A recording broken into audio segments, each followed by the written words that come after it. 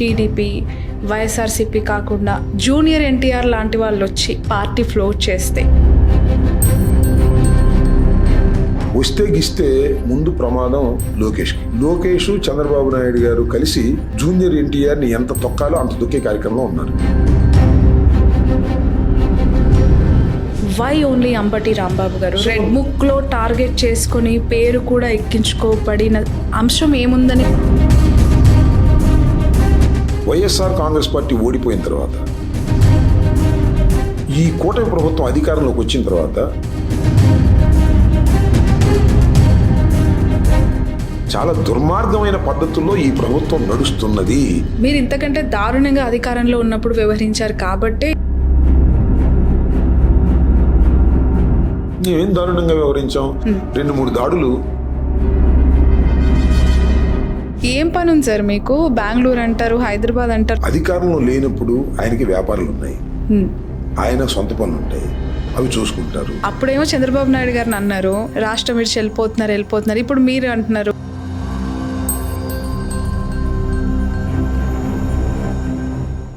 తల్లిదండ్రులు కావాలని మీ కలని నిజం చేసుకోండి. 49 లో ఫ్రీ అల్ట్రాసౌండ్ స్కాన్ మరియు ఫ్రీ స్పెషలిస్ట్ కన్సల్టేషన్. కేవలం 999 కి fertility assessment package, AMH test మరియు వీర్య పరీక్ష. ఇప్పుడే కాల్ చేయండి 8977738819. 49 అంటే సంతానం, 49 అంటే సంతోషం. హాయ్, హలో, నమస్తే, welcome to Cube TV network. This is your Sravani journalist. Arrest release అయిన తర్వాత రైజింగ్ అంబటి రాంబాబు గారిని ప్రస్తుతం ఆంధ్రప్రదేశ్ ప్రజలు చూస్తూ ఉన్నారు. రైజింగ్ అని ఎందుకన్నాను అంటే ఆయన ఎన్నికల ముందు ఆ తర్వాత వరకు ఉన్న పద్ధతి ఒకటి, రిలీజ్ అయిన తర్వాత ఆయన వదులుతూ ఉన్న బుల్లెట్లు కానీ లేదంటే ఆ ఫైరింగ్ డెలివరీస్ ఆఫ్ వర్డ్స్ కానీ ఆ స్థాయిలో ఏపీలో ఫైర్ పుట్టిస్తూ ఉన్న థింగ్స్. సో అంబటి రాంబాబు గారు ఇవాల్టి మన స్పెషల్ గెస్ట్. ఎలా ఉంది ప్రతిపక్షంలో అక్కడ రాజకీయాల్లో తన జర్నీ అండ్ అరెస్ట్ అయిన సందర్భంలో తను పడ్డ ఇబ్బందులు, especially the worst scenarios for families, ఇవన్నీ మాట్లాడదాం. అంబటి రాంబాబు గారిని పరిచయం చేసుకుందాం. సార్ నమస్తే. నమస్తే. బాగున్నారా సార్? బాగున్నానమ్మా. ఇక్కడ వెల్కమ్ టు హైదరాబాద్. బట్ మిమ్మల్ని అడగాలి, ఎక్కడి నుంచి వస్తున్నారు? నేను గుంటూరు నుంచే. గుంటూరు నుంచి. అంటే గుంటూరు అని పిలవాలా, ఇప్పుడు మావిగన్ అని పిలవాలని doubt. Guntur is a part of మావిగన్. మావిగన్ అంటే మచిలీపట్నం, విజయవాడ, గుంటూరు ఇదంతా కలిసి ఒక కారిడార్, దాన్ని మావిగన్ అని జగన్మోహన్ రెడ్డి గారు నామకరణం చేశాడు. అలాంటప్పుడు మీరు మావిగన్ నుంచి వస్తున్నాను చెప్పాలి కదా సార్? చెప్పొచ్చు. Because Guntur belt is key factor కదా. ఆంధ్రప్రదేశ్ నుంచి వస్తున్నామని చెప్పొచ్చు, మావిగన్ నుంచి వస్తున్నామని చెప్పొచ్చు, గుంటూరు నుంచి వస్తున్నామని చెప్పొచ్చు. గుంటూరు సూక్ష్మంగా చెప్పాలంటే గుంటూరు నుంచి వస్తున్నామని. ఏదన్నా మనం ఢిల్లీ వెళ్ళామనుకో మావిగన్ నుంచి వచ్చామని, లేదు అమెరికా వెళ్ళామనుకోండి ఆంధ్రప్రదేశ్ నుంచి వచ్చామని. అట్లా దూరమైన కొద్దికి ఈ సూక్ష్మత పోతూ ఉంటుందని నా అభిప్రాయం. ఫస్ట్ ఆఫ్ ఆల్ నాకు మిమ్మల్ని అప్రిషియేట్ చేయాలనిపించిన థింగ్ ఏంటంటే, ఇన్ని ఇయర్స్ ఆఫ్ మీ పొలిటికల్ జర్నీలో ఎప్పుడు కూడా అంబటి రాంబాబు గారి కుటుంబం నుంచి ఎవరిని చూడలే, ఆయనను మాత్రమే చూసాను, ఆయన మాత్రమే మాట్లాడడం విన్నాము, దగ్గర నుంచి కలిసి ట్రావెల్ చేసిన సందర్భాల్లో. ఇంత అద్భుతమైన వాక్చాతుర్యం మీకు ఎలా వచ్చింది? మీ ద్వారా మీ పాపకి ఎలా వచ్చింది అనేది? మా పాపకి ఎలా వచ్చిందో నాకు తెలియదు, కానీ నాది ప్రాక్టీస్ బై స్టూడెంట్స్ యూనియన్ నుంచి, విద్యార్థి దశ నుంచి నా ప్రాక్టీస్ మీద వచ్చింది. ఇంట్లో ట్రైనింగ్ ఇచ్చారా పాపకి? అసలు మా పాప అలా మాట్లాడుతుందని నేను జైలుకి వెళ్ళేంత వరకు నాకు తెలియదు. జైలుకి వచ్చిన తర్వాత మాత్రమే తెలుసు, నేను వీడియోస్ చూసిన తర్వాత. I don't know. ఓకే. ఎప్పుడు కూడా అలా ఇప్పుడు మాట్లాడే అవకాశం మా పాపకు రాలేదు, మాట్లాడలేదు, నేను చూడలేదు. మొన్న నేను జైలుకి వెళ్ళిన తర్వాత అనివార్యంగా మాట్లాడవలసిన పరిస్థితి వచ్చింది కాబట్టి మాట్లాడింది. అది కూడా నేను జైల్లో ఉన్నప్పుడు మీ పాప బాగా మాట్లాడుతుందని చెప్పారు తప్ప నేనైతే చూడలేదు. జైలు నుంచి వచ్చిన తర్వాత యూట్యూబ్లో చూడటం తప్ప. అంటే మెయిల్ డామినెన్స్ ఏమంటారు, పొలిటికల్ జర్నీస్ ఎక్కువగా మనం చూస్తూ ఉంటాం. మెయిల్ ఫ్యాక్టర్ ఎక్కువగా అనిపిస్తుంది. వారసుడు అని చెప్పే నాయకులు చాలా మందిగా అనిపిస్తూ ఉంటారు. వాళ్ళకే ఎమ్మెల్యేగా, ఎంపీగా వాళ్ళని కావాలని కోరుకునే వాళ్ళు చాలా మంది ఉంటారు. బట్ మీ పాపను మీరు అలా చూసిన తర్వాత అనిపించిందా, నాకు నిజంగా కొడుకు కాదు కూతురే నా కొడుకు అనే ఫీల్? అసలు సైంటిఫిక్ గా నేను చాలా ఆలోచిస్తాను. నాకు అప్పుడే కాదు ఇప్పుడు కూడా కొడుకుంటే బాగుండని అనుకున్నాను తప్ప, అందరూ కూతురు అయిన తర్వాత కొడుకు లేడు అనేటువంటి భావన ఇప్పుడు నాకు కలగలేదు. ముగ్గురిని చదివించాలనుకున్నాను, ముగ్గురిని చదివించాను, అంతవరకే తప్ప కొడుకు లేడు, అమ్మాయిలు తక్కువ అనేటువంటి భావన ఎప్పుడూ నాకు లేదు. ఫ్రమ్ ది బిగినింగ్ నుంచి లేదు. వాళ్ళు కొత్తగా వచ్చింది కూడా కాదు అది. నాకు మొట్టమొదటి నుంచి అలాంటి అభిప్రాయమే లేదు. నా పిల్లలు బాగా చదువుకోవాలి, ఆడపిల్లైనా వాళ్ళ కాళ్ళ మీద వాళ్ళు నిలబడాలి అనేది నాకు మొట్టమొదటి నుంచి ఉన్నటువంటి అభిప్రాయం. రాజకీయాల్లోకి ఎవరు రాబోతున్నారు ముగ్గురు కూతుళ్ళల్లో? చూద్దాం, టైం. ఇంకా నేను రాజకీయ నిష్క్రమణ మీకు ఉంటది కదా ముగ్గురులో. అంటే మొన్న రీసెంట్ గా మనం చూసిన తర్వాత మా అమ్మాయి పాస్ అయిపోయింది. నేను చెప్పినా చెప్పకపోయినా రాంబాబు గారి తర్వాత వాళ్ళ పెద్ద అమ్మాయి బాగా మాట్లాడుతుంది అనేటువంటి భావన వచ్చింది కాబట్టి సరే, రాజకీయ నిష్క్రమణ చేసిన రోజున, నేను రాజకీయాల్లో నా వారసులు కావాలనుకున్న రోజున, ప్రజలు ఆశీర్వదించిన రోజున మా పెద్ద అమ్మాయికి ఆ ఛాన్స్ ఉంది. మా మూడో అమ్మాయికి కూడా ఆ ఛాన్స్ ఉంటుంది. ఎందుకంటే మూడో అమ్మాయి కూడా బాగానే మాట్లాడుతుంది. బట్ షీఈ్ ఇన్ యుఎస్, మంచి కెరియర్ లో ఉంది, డాక్టర్గా సెటిల్ కాబోతుంది, మొన్నే వివాహం అయింది. కాబట్టి వాళ్ళు అమెరికా నుంచి రావటం రాకపోవటం అనేది వాళ్ళ డిస్కషన్, మన చేతిలో లేనటువంటి అంశం. ఈ పాప అయితే, మా పెద్ద పాప అయితే గుంటూరులోనే ఉంటుంది కాబట్టి, ఇక్కడే ఉంటుంది కాబట్టి, సో ఆమెకి ఛాన్సెస్ ఆర్ మోర్. చూద్దాం, టైం విల్ డిసైడ్. ఆమె స్పీచెస్, ఆమె ప్రెస్ మీట్స్ కండక్ట్ చేసిన తర్వాత ఆ రియాక్షన్ ఏంటి సార్? మీ పార్టీలో, మీ అధినేత నుంచి కావచ్చు, ఇతర నాయకుల నుంచి కావచ్చు. పార్టీలో రియాక్షన్ అని కాదు, సర్వత్రా రాంబాబు గారి అమ్మాయి చాలా బాగా మాట్లాడింది, రాంబాబు గారి అమ్మాయి చాలా బాగా ట్యాకిల్ చేసింది. రాంబాబు గారు లేని సమయంలో కూడా రాంబాబు గారి ప్రత్యర్థులకు ఘాటుగా సమాధానం చెప్పగలిగింది. దానికి సమాధానం అవతల వాళ్ళు చెప్పలేకపోయారు అనేటువంటి ఒక అభిప్రాయం నాట్ ఓన్లీ పార్టీ, మొత్తం సమాజంలో ఏర్పడినటువంటి అంశం. ఎందుకంటే నా అరెస్టు, నా రిలీజు, ఈ మధ్య జరిగినటువంటి విషయాలన్నీ తెలుగు రాష్ట్రంలోనే కాదు, అసలు తెలుగు మాట్లాడేవాడు ఎక్కడున్నా దీన్ని అబ్జర్వ్ చేశాడు, అనుకూలంగా కానీ వ్యతిరేకంగా కానీ. అదొక పెద్ద టాపిక్ అయింది. ఆ టాపిక్లో నేను జైలుకి వెళ్ళడం, మా అమ్మాయి మాట్లాడడం, జగన్మోహన్ రెడ్డి గారు నన్ను సపోర్ట్ చేసిన విధానం, ఇవన్నీ కూడా ప్రజలకు ఆకట్టుకున్నాయనేది నాకు తర్వాత అర్థమైనటువంటి అంశం. Okay, coming to the core topic, Ambati Rambabu గారు అరెస్టు, రిలీజు, ఈ రెండు అంశాలపైన మీ జర్నీ పైన ఒపీనియన్, అంటే అరెస్ట్ అవ్వటం, రిలీజ్ అవ్వడం ఏం నేర్పించింది, ఎలాంటి అనుభవాలు కలిగించింది, జైలు జీవితం ఎలా ఉంది? నాకేమి ఊహించని పరిణామం ఏం కాదు ఇది. నాకు ఊహించని పరిణామం వల్ల ఒకటే, నా ఇంటి మీద 7 గంటల 20 నిమిషాల పాటు దాడి నేను ఊహించలేదు తప్ప, నన్ను ఏదో ఒక సందర్భంలో అరెస్ట్ చేస్తారని, నన్ను జైలుకి పంపుతారని ఈ ప్రభుత్వం అధికారంలోకి వచ్చిన దగ్గర నుంచి నేను అనుకుంటున్నాను. ఎందుకంటే మీరు చూసినట్లయితే చాలా సందర్భాల్లో రెడ్ బుక్ గురించి లోకేష్ మాట్లాడుతున్నప్పుడు అంబటి రాంబాబుని ఇప్పుడు అరెస్ట్ చేస్తారు అని వాళ్ళ కార్యకర్త డైరెక్ట్గా అడిగినటువంటి సందర్భాలు ఉన్నాయి. ఎందుకంటే తెలుగుదేశం వాళ్ళకి నన్ను అరెస్ట్ చేయాలనేది వారి అభిమతంలాగా కనిపించింది.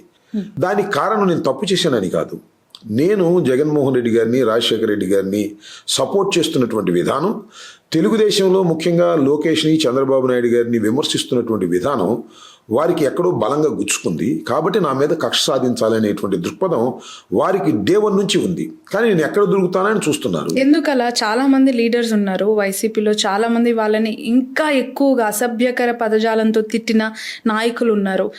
వై ఓన్లీ అంబటి రాంబాబు గారు? రెడ్ బుక్ లో టార్గెట్ చేసుకొని పేరు కూడా ఎక్కించుకోబడిన అంశం ఏముందని మీరు గుర్తించారు? నేను డే 1 నుంచి కూడా మొట్టమొదటి మీరు గుర్తుపెట్టుకుంటే, వైఎస్ఆర్ కాంగ్రెస్ పార్టీ ఓడిపోయిన తర్వాత, ఈ కూటమి ప్రభుత్వం అధికారంలోకి వచ్చిన తర్వాత జగన్మోహన్ రెడ్డి గారు ఫస్ట్ ప్రెస్ మీట్ మాట్లాడారు. తర్వాత మాట్లాడింది నేనే. మంగళగిరిలో వైఎస్ఆర్ కాంగ్రెస్ పార్టీ ఆఫీసు కట్టడంలో ఉన్నప్పుడు కూల్చేసిన సందర్భంలో వెళ్ళి నేను మొదటిగా మాట్లాడాను. అంటే డే 1 నుంచి మాట్లాడటం స్టార్ట్ చేశాను. ఇవాళ్లే కాదు, వైఎస్ఆర్ కాంగ్రెస్ పార్టీ ప్రారంభం కాకముందే, జగన్మోహన్ రెడ్డి గారిని జైల్లో పెట్టే ముందు, జగన్మోహన్ రెడ్డి గారు కాంగ్రెస్ పార్టీతో ఇంకా డిఫరెన్స్ రాకముందే నేను గొంతెత్తి మాట్లాడినటువంటి సందర్భాలు ఉన్నాయి. దాంతోపాటు ఏంటంటే, నేను మాట్లాడే మాటలు, ఆ విమర్శలు చంద్రబాబు నాయుడు గారికి, లోకేష్ గారికి గుచ్చుకుంటాయి. ఎక్కడ అసభ్యంగా మాట్లాడిన సందర్భాలే లేవు.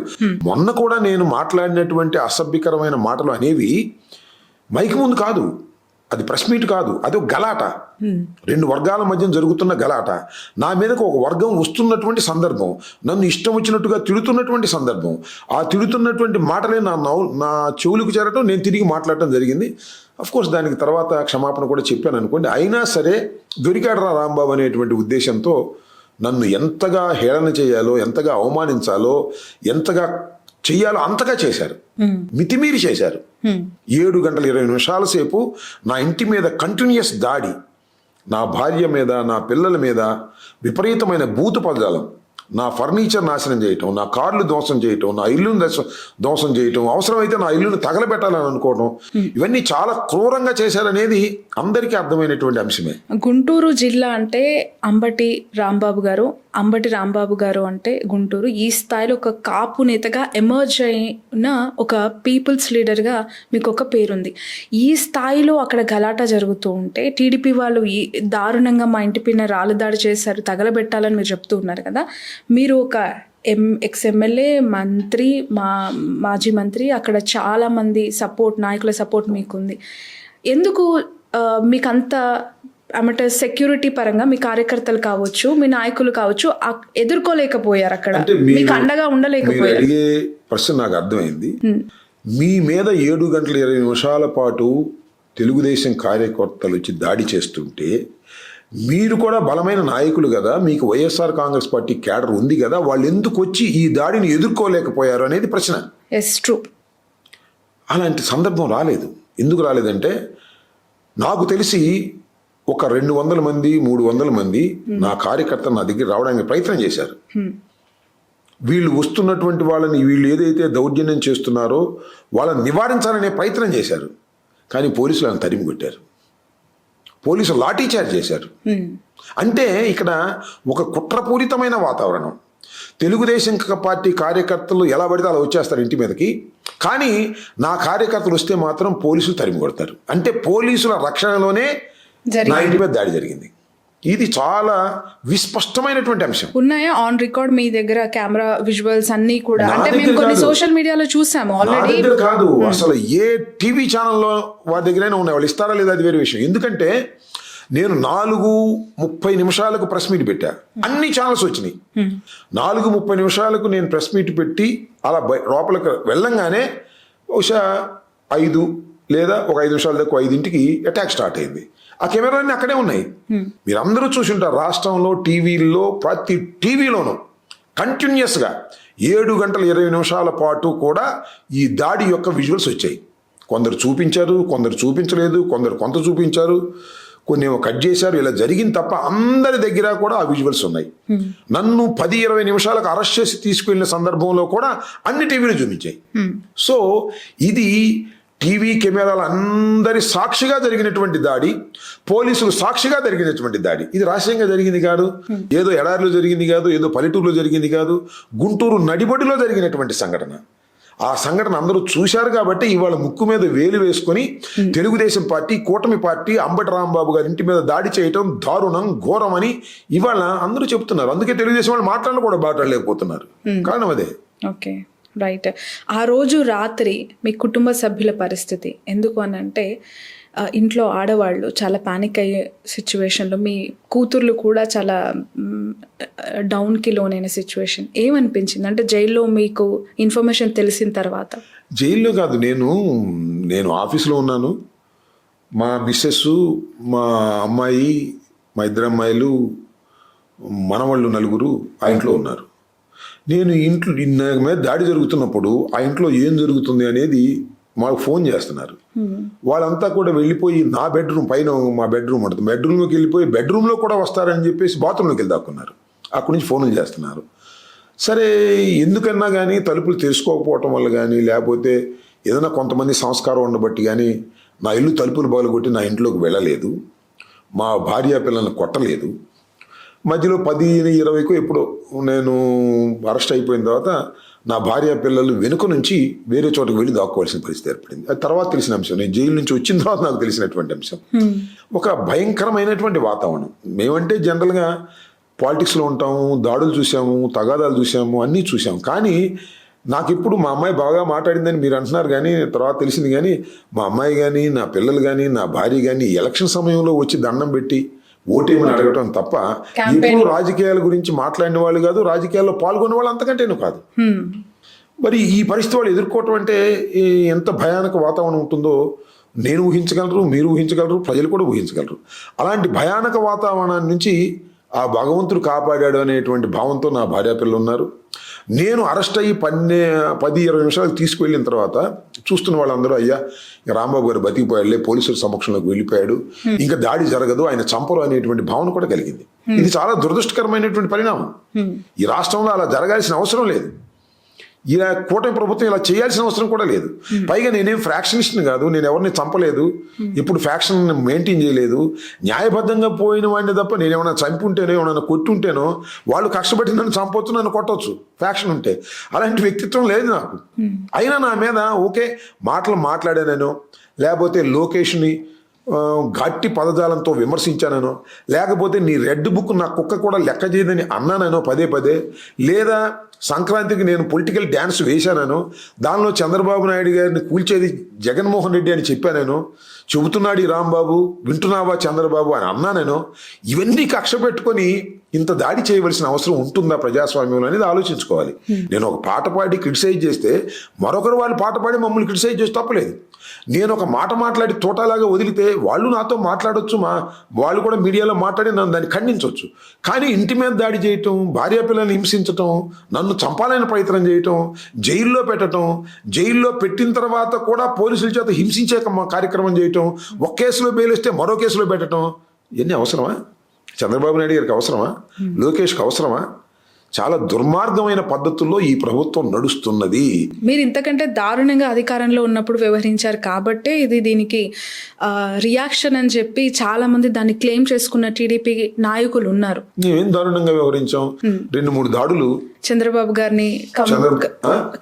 గారిని ఖచ్చితంగా అరెస్ట్ చేయించడంలో మీ పార్టీ పాత్ర ఉందని, ఆయనకి జైల్లో దోమలు కుట్టాయి, తల కింద పెట్టుకోవడానికి తలగడ లేకుండా చేయటం, ఫుడ్ ప్రాపర్గా, మెడిసిన్స్ ప్రాపర్గా సరఫరా చేయకపోవటం, ఇవన్నీ కూడా ఎన్ని ఫాల్స్. జగన్మోహన్ రెడ్డి గారిని అరెస్ట్ చేయలేదా? జగన్మోహన్ రెడ్డి గారి 16 మాసాలు జైల్లో ఉన్నాడే. చంద్రబాబు నాయుడు 53 రోజులే జైల్లో ఉన్నారు. ఒకటి. రెండవది, జైల్లోకి వెళ్ళిన తర్వాత ఫుడ్ సరిగ్గా పెట్టట్లేదు, దోమలు కుట్టాయి, ఇవన్నీ ఫాల్స్.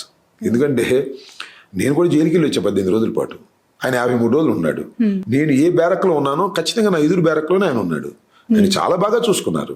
దోమతెరలు ఇచ్చారు, ఏసీలు ఇచ్చారు, మంచి బెడ్ ఇచ్చారు, ఇంటికాడ నుంచి భోజనం పంపించే కార్యక్రమం చేశారు. సరే, ఇవన్నీ కూడా ఒక రాష్ట్ర మాజీ ముఖ్యమంత్రికి ఇలాంటి పరిస్థితి వచ్చిందా రాలేదా అంటే అది వేరే అంశం. జగన్మోహన్ రెడ్డి గారికి కూడా జైలుకి వెళ్ళాడు.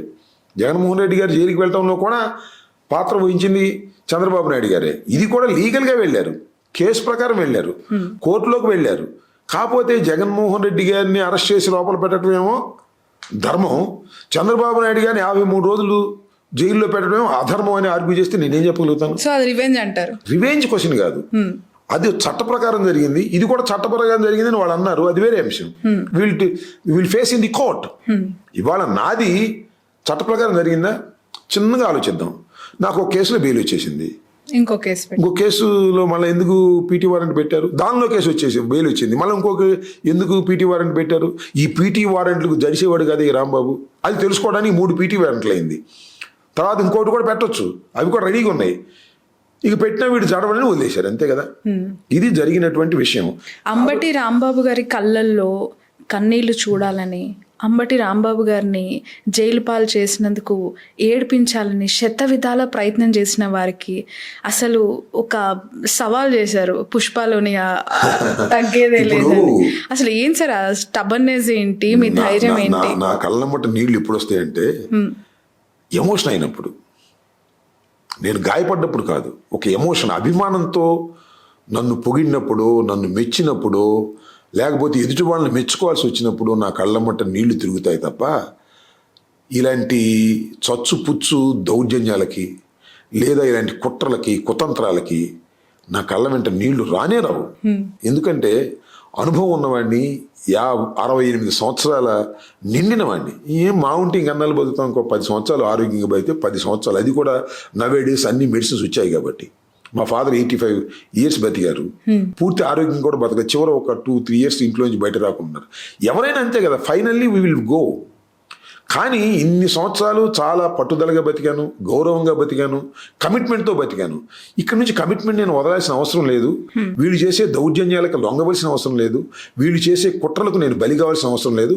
ఒకవేళ వీళ్ళ కుట్రలకి కుతంత్రాలకి బలి అయిపోయానా, పోనేయండి, వాట్ ఈస్ దేర్, ఎవడైనా పోవాల్సిందే కదా అనేది నా కంక్లూజన్. మొన్న జనవరి 31వ తారీఖున నా ఇంటి మీద, నా ఆఫీస్ మీద పడి దౌర్జన్యం చేస్తున్నప్పుడు నేను బతికి బయటకు వస్తానని అనుకోలే. ఇల్లు తగలేసేస్తారన్నారు, బాంబులు వేసేస్తున్నారన్నారు, లోకేష్ ఆర్డర్ ఇచ్చాడన్నారు, నువ్వు ఎట్టా వెళతావన్నారు. ఇవన్నీ చూసాం. అదృష్టవశాత్తు బతికి బయటపడ్డాం.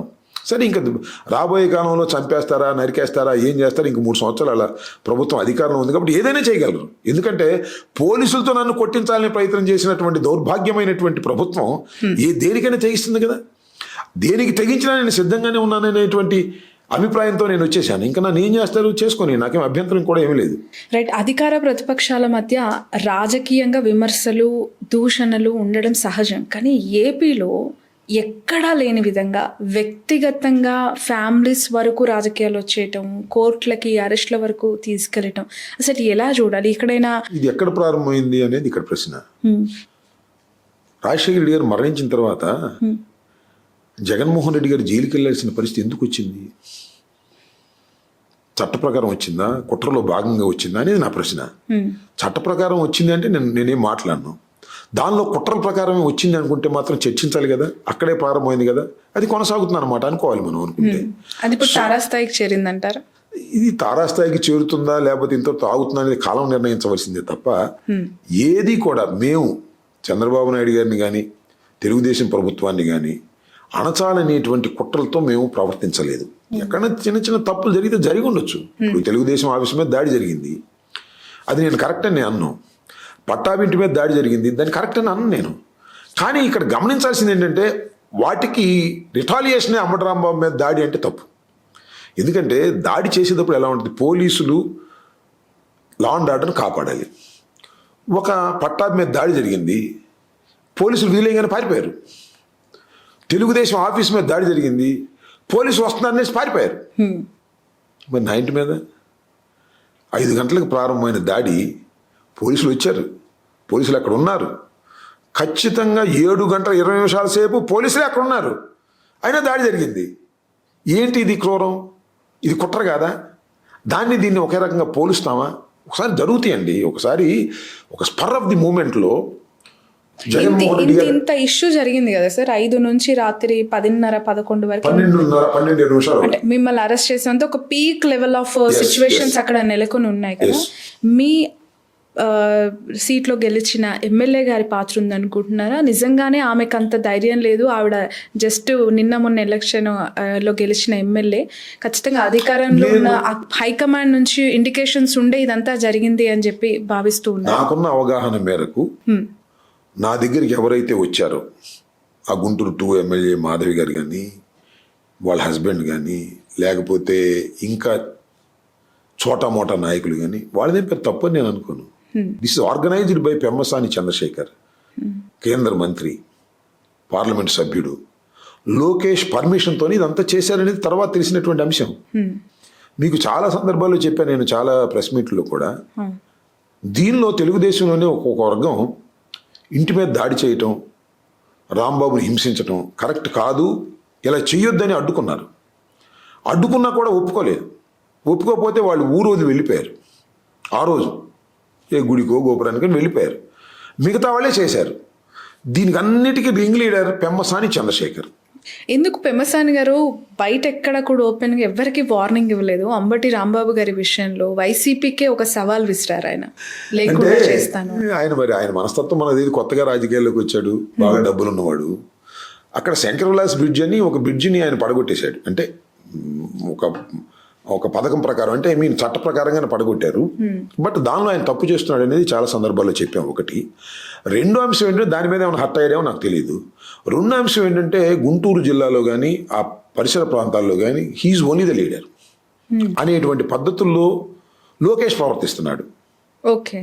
Lokesh is giving importance to only Pemmasani Chandrasekhar. ఎందుకంత ప్రయారిటీ ఇస్తున్నాడు? క్యాష్, ఆర్థిక సంబంధం, క్యాష్ అండ్ సామాజిక వర్గం, అంతకుమించి ఏం లేదు. ఎందుకంటే మీ అందరికీ తెలుసు, ప్రపంచానికి తెలుసు, చంద్రబాబు నాయుడు గారి కన్నా కూడా ధనవంతుడు ఆయన. ఇది అకార్డింగ్ టు ఎలక్షన్ అఫిడవిట్. చాలా కోటీశ్వరుడు, లక్షల కోట్ల రూపాయలకు అధిపతి. సరే, ఆయన డబ్బు విచ్చలవిడిగా వాడతాడు. ఏదైనా ఇబ్బంది వచ్చినప్పుడు ఆల్మోస్ట్ నాకు తెలిసి ఆ పార్లమెంట్లో ఉన్నటువంటి అన్ని సెగ్మెంట్స్కి ఆయన డబ్బులు ఇచ్చాడు. ఇదన్నీ ఆఫ్ ది రికార్డ్ జరిగినటువంటి సందర్భాలు. సో గౌరవం ఎక్కువ చంద్రబాబు గారి దగ్గర, లోకేష్ దగ్గర. లోకేష్కి అసలు రైట్ హ్యాండ్ లాగా పనిచేస్తున్నాడు. అంటే డబ్బులు ఉన్న వాళ్ళకి ఆ గౌరవం ఉంటుందంటారా పార్టీలో?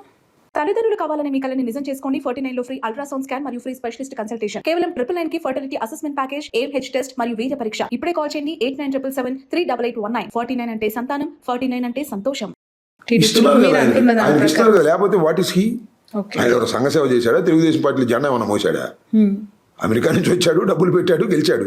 ఈ జెండా మోసిన వాళ్ళు చాలా మంది ఉన్నారు. తెలుగుదేశం జెండా మోసిన సో వాళ్ళు క్యాష్ అండ్ క్యారీ సీట్ అంటారు అది. అని కాదు, కమిట్మెంట్ కూడా ఉంటే ఉండొచ్చు. ఓకే. కమిట్మెంట్ కూడా చంద్రబాబుతో ఉంటే ఉండొచ్చు. అంతకుముందు నుంచి ప్రయత్నం చేస్తాడు ఆయన. ప్రయత్నం చేస్తాడు, టికెట్ రాకపోతే అమెరికా వెళ్ళిపోతాడు. ఓకే. ఈసారి టికెట్ వచ్చింది. క్యాష్ ఉండటం వల్ల ఆయన ఎలివేట్ అయ్యాడు అంతే. చాలా మంది ఎంపీలు ఉన్నారు కదా. ఇప్పుడు మాకు కృష్ణదేవరాయలు ఎంపీ ఉన్నాడు, నర్సాపేట ఎంపీ. మాకు కూడా ఎంపీ చేశాడు. ఆయనకి మరి ఇంత గౌరవం లేదు. ఆయన కాస్త డబ్బులు తక్కువ ఈయనకన్నా. అంటే ఆయన డబ్బులు ఉన్నాడు కానీ ఆయనకన్నా డబ్బులు కాస్త తక్కువ. అందుకని డబ్బులు బాగా ఎక్కువ ఉన్నాయి కాబట్టి Pemmasani is very close to Lokesh. లోకేష్కి ఇప్పుడు క్యాష్ తప్ప ఏముంది చెప్పండి. చాలా ప్రయారిటీ ఇస్తున్నారు లావు కృష్ణదేవరాయలు గారికి మీ పార్టీ నుంచి వెళ్ళిపోయిన తర్వాత లోకేష్ అని రీసెంట్ గా విన్న పార్లమెంట్ సెషన్స్ అప్పుడు. ఇస్తున్నారు, అది వాస్తవమే. పార్లమెంటు అంటే మీరు ఇవ్వలేని గౌరవం అక్కడ ఇస్తున్నారు. ఆయన కొంచెం సాటిస్ఫాక్షన్ గా ఉన్నారు అక్కడ పార్టీలో, కంఫర్టబుల్ గా. సరే, అది ఇప్పుడు మనం ఎప్పుడైనా ఏ పార్టీలో ఉన్నా వాళ్ళు సాటిస్ఫాక్షన్ గా ఉన్నట్టుగానే ఉంటారు. ఆయన ఇప్పుడు సాటిస్ఫాక్షన్ గా ఉన్నాడని ఆయన అనొచ్చు. తర్వాత కదా తేలవలసింది.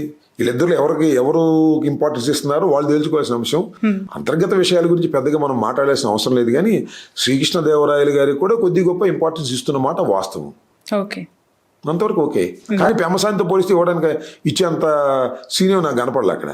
Pemmasani is top priority. Almost all ఆంధ్రప్రదేశ్లో పెమ్మసానికి ఉన్నంత ప్రయారిటీ లోకేష్ ఎవరికి ఇవ్వటం లేదు. కేవలం డబ్బు, అంత మించి ఏమి లేదు. లోకేష్ ఇవ్వాల్సిన పరిస్థితి ఏముంటుంది? సీఎం చంద్రబాబు నాయుడు గారు కదా అని మీరు నేను అనుకుంటున్నాం. లోకేష్ సీఎం అని వాళ్ళు అనుకుంటున్నారు. ఓకే. అలాగే బిహేవ్ చేస్తున్నారు. ఇప్పుడు బిహేవ్ చేసేది కూడా లోకేష్ బిహేవియర్ కానీ, లోకేష్ బాడీ లాంగ్వేజ్ కానీ, మా ఫాదర్ ఊరికినే నామినల్గా ఉన్నారు తప్ప మిగతా విషయాలన్నీ నేనే చూసుకుంటాను అనేటువంటి మాట మాట్లాడుతున్నారు. ఏదో శాసనసభలో ఆయన సమాధానం చెప్పొచ్చు, లేదా క్యాబినెట్ మీటింగ్లో ఆయన చైర్లో కూర్చోవచ్చు. కానీ డిఫాక్టో సీఎంగా లోకేష్ గారే ప్రవర్తిస్తున్నాడు అనేది నేను చెబుతున్న అంశం కాదు. టోటల్గా తెలుగుదేశం క్యాడర్లో చెప్తున్నది, తెలుగుదేశం విన్నారా ఎవరైనా చెప్పడం, మీతో షేర్ చేసుకోవడం ఈ మధ్య కాలంలో? చాలా మంది. వాళ్ళ పేర్లు మనం రివీల్ చేయలేం కానీ చాలా మంది. బాబు గారిది ఏముందండి, అంతా ఇప్పుడు లోకేష్ చూసుకుంటున్నాడు. ఇంకా బాబు గారిని ఎవరిని కలవాలో కూడా లోకేష్ గారే అపాయింట్మెంట్ ఇస్తాడు. ఓకే. అలాంటి వాళ్ళతోనే బాబు గారు కలుస్తాడు. ఏదైనా మీటింగ్ జరిగితే బాబు గారు తన మంత్రివర్గ సభ్యుడైన లోకేష్ గారిని అడ్డగోలుగా పొగిడేస్తుంటాడు, తండ్రి గారిని ఇతర పొగుడుతుంటాడు. ఇవన్నీ మనం చూస్తున్నాం. అసలు ఏంటంటే మరి ఇప్పుడు జరిగితే అది ఏం జరిగిందో తెలియదు కానీ అసలు ప్లాన్ ఆఫ్ యాక్షన్ ఏంటి? ఈ 3 సంవత్సరాలు 2.5 సంవత్సరాలు లోకేష్ని ముఖ్యమంత్రి చేయాలని ఇంతకుముందు అనుకుంటున్నారు. మరి ఇప్పుడు తమిళనాడు రిజల్ట్ చూసిన తర్వాత మరి అది మానుకుంటారో కొనసాగుతారో వాళ్ళ ఇష్టం. రైట్. నేను అక్కడికే రావాలనుకున్నాను సార్. నిన్న మీరు స్టాలిన్ ఉదయనిధి లాగా చంద్రబాబు నాయుడు గారు లోకేష్ గారు గురించి కూడా మీరు ప్రస్తావించారు. నేను ట్వీట్ చేశాను. అదే ట్వీట్ చేశారు మీరు ఎక్స్లో. ఏంటి సిమిలారిటీస్ ఏం కనిపించాయి ఆ స్థాయిలో? అంటే అలా అవుతారా ఫ్యూచర్లో? మీ నమ్మకం ఏంటి? చూస్తున్నాం కదా, పక్కనే తమిళనాడు రాజకీయాలు మనం చూస్తున్నాం. తమిళనాడులో స్టాలిన్ కుమారుడు వాళ్ళిద్దరే కదా మొత్తం పెత్తనం చేసింది. స్టాలిన్ కుమారుడు ఉదయనిధి స్టాలిన్ కి సో మచ్ ఆఫ్ ఇంపార్టెన్స్ ఇచ్చారు, టికెట్ ఇచ్చారు. ఆయన గెలిచాడు, తండ్రి ఓడిపోయాడు. సన్ స్ట్రోక్ అంటారు దీన్ని. సన్స్ వల్ల వచ్చేటటువంటి ఇబ్బందులు ఇలాగే ఉంటాయి. సో మీకు ఆ ప్రాబ్లం లేదు ఫ్యూచర్లో? అసలు నేను రాజకీయాలు విరమించినప్పుడు మాత్రమే నా వారసులు వస్తారు. ఓ, మంచి స్టేట్మెంట్ ఇది. నేను రాజకీయాల్లో ఉన్నంత వరకు నా వారసులు రారు. ఓకే. కాకపోతే మా అమ్మాయి మెటీరియల్ బాగుంది, మా అమ్మాయి బాగా మాట్లాడుతుందంటే ఈ ఛాన్స్ రావచ్చు, దాన్ని చెప్పలేము మనం నా తర్వాత. ఓకే. టిల్ దెన్ నాకు అలాంటి, ఎందుకంటే నేను ఎవరి వారసులుగా వచ్చాను? నేను స్వయం కృషితో వచ్చాను. నేను ఎవరు, మా తండ్రి గారు శాసనసభ్యులు కాదు, మంత్రి కాదు. కాకపోతే రాజకీయాల్లో ఉండవచ్చు. నేను అనేది ఏంటంటే పవర్ వచ్చిన తర్వాత ఇప్పుడు రాజశేఖర రెడ్డి గారు కూడా తన కుమారుణ్ణి రాజకీయాల్లోకి తీసుకురావాలనుకున్నారు. ఒక పార్లమెంట్ సభ్యుని చేశారు. కానీ ఇంత విచ్చలవిడిగా ఎక్కడా కూడా జగన్మోహన్ రెడ్డి గారు పెత్తనం చేయలే, కాకపోతే కేసులు అయితే పెట్టేశారు ఆయన మీద. ఇవాళ ఏంటి పరిస్థితి? ఇవాళ ఖచ్చితంగా ప్రభుత్వం మారితే ఖచ్చితంగా మరి లోకేష్ కూడా జైలుకి వెళ్ళాల్సిన పరిస్థితి వస్తుంది. ఎన్ని తప్పులు చేస్తున్నాడు, ఎన్ని బ్యాగులు తీసుకెళ్ళి పెడుతున్నారు, ఎన్ని కమిషన్లు తీసుకుంటున్నారు. ఇండికేషన్ ఇస్తున్నారా? ఇండికేషన్ క్వశ్చన్ కాదు, చేస్తున్న తప్పులు బట్టి అంతే. మనం ఏం చేయలేము. వాళ్ళు తప్పులు చేస్తున్నారు, టూ మచ్ ఆఫ్ కరప్ట్ చేస్తున్నారు.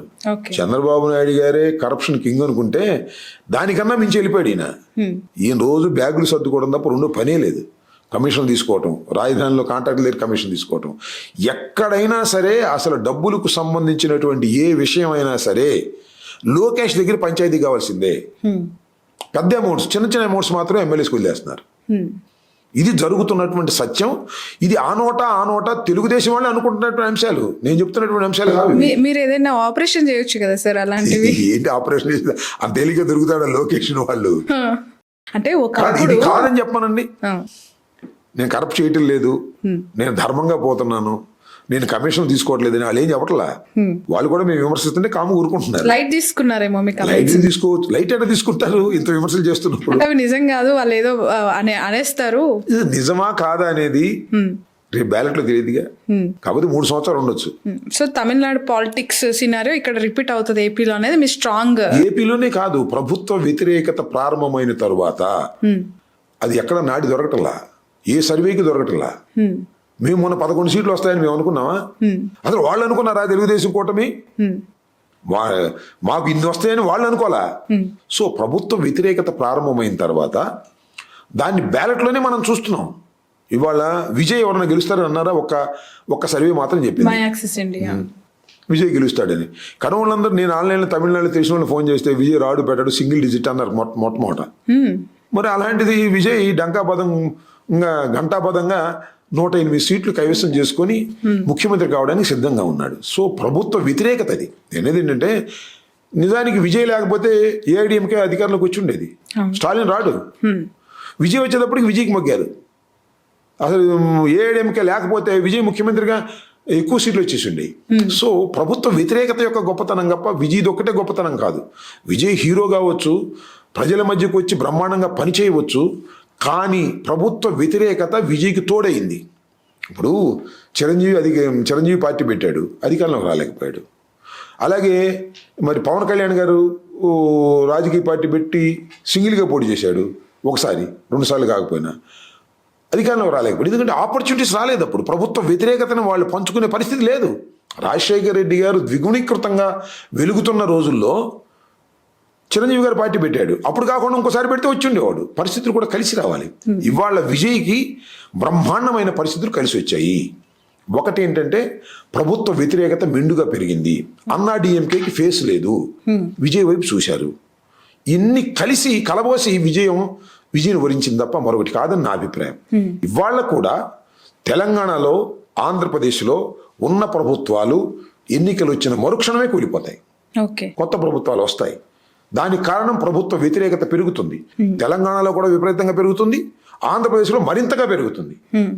ఖచ్చితంగా ఇవి ఎక్కడికి జమ అవుతాయి? ఖచ్చితంగా అపోజిషన్కి జమ అవుతాయి. ఓకే, ఎందుకు తమిళనాడులో జరిగిన ఎలక్షన్ రిజల్ట్ని వైఎస్ఆర్సీపీ పార్టీ చాలా గట్టిగా ఓన్ చేసుకుంది. విజయ్ గెలుపుని సెలబ్రేట్ చేసుకున్నారు, అండ్ విజయ్ వేసిన విజిల్స్కి చప్పట్లు కొట్టారు, విజయ్ ఇచ్చిన స్పీచ్కి ఎలివేషన్స్, రీల్స్, షార్ట్స్ సోషల్ మీడియాలో జగన్మోహన్ రెడ్డి గారు గెలిచినంతగా సెలబ్రేట్ చేసుకున్నారు. నాకు మీలలో కూడా నాకు ఆనందంగా అనిపిస్తుంది, మీ ఫేస్ లో కూడా నాకు స్మైల్ అనిపిస్తుంది. విజయ్ గెలిచాడనేటువంటి ఆనందం కాదు, యాంటీ ఎస్టాబ్లిష్మెంట్ ఎంత ప్రమాదాన్ని తీసుకొచ్చింది తమిళనాడు అనేది నా ఉద్దేశం.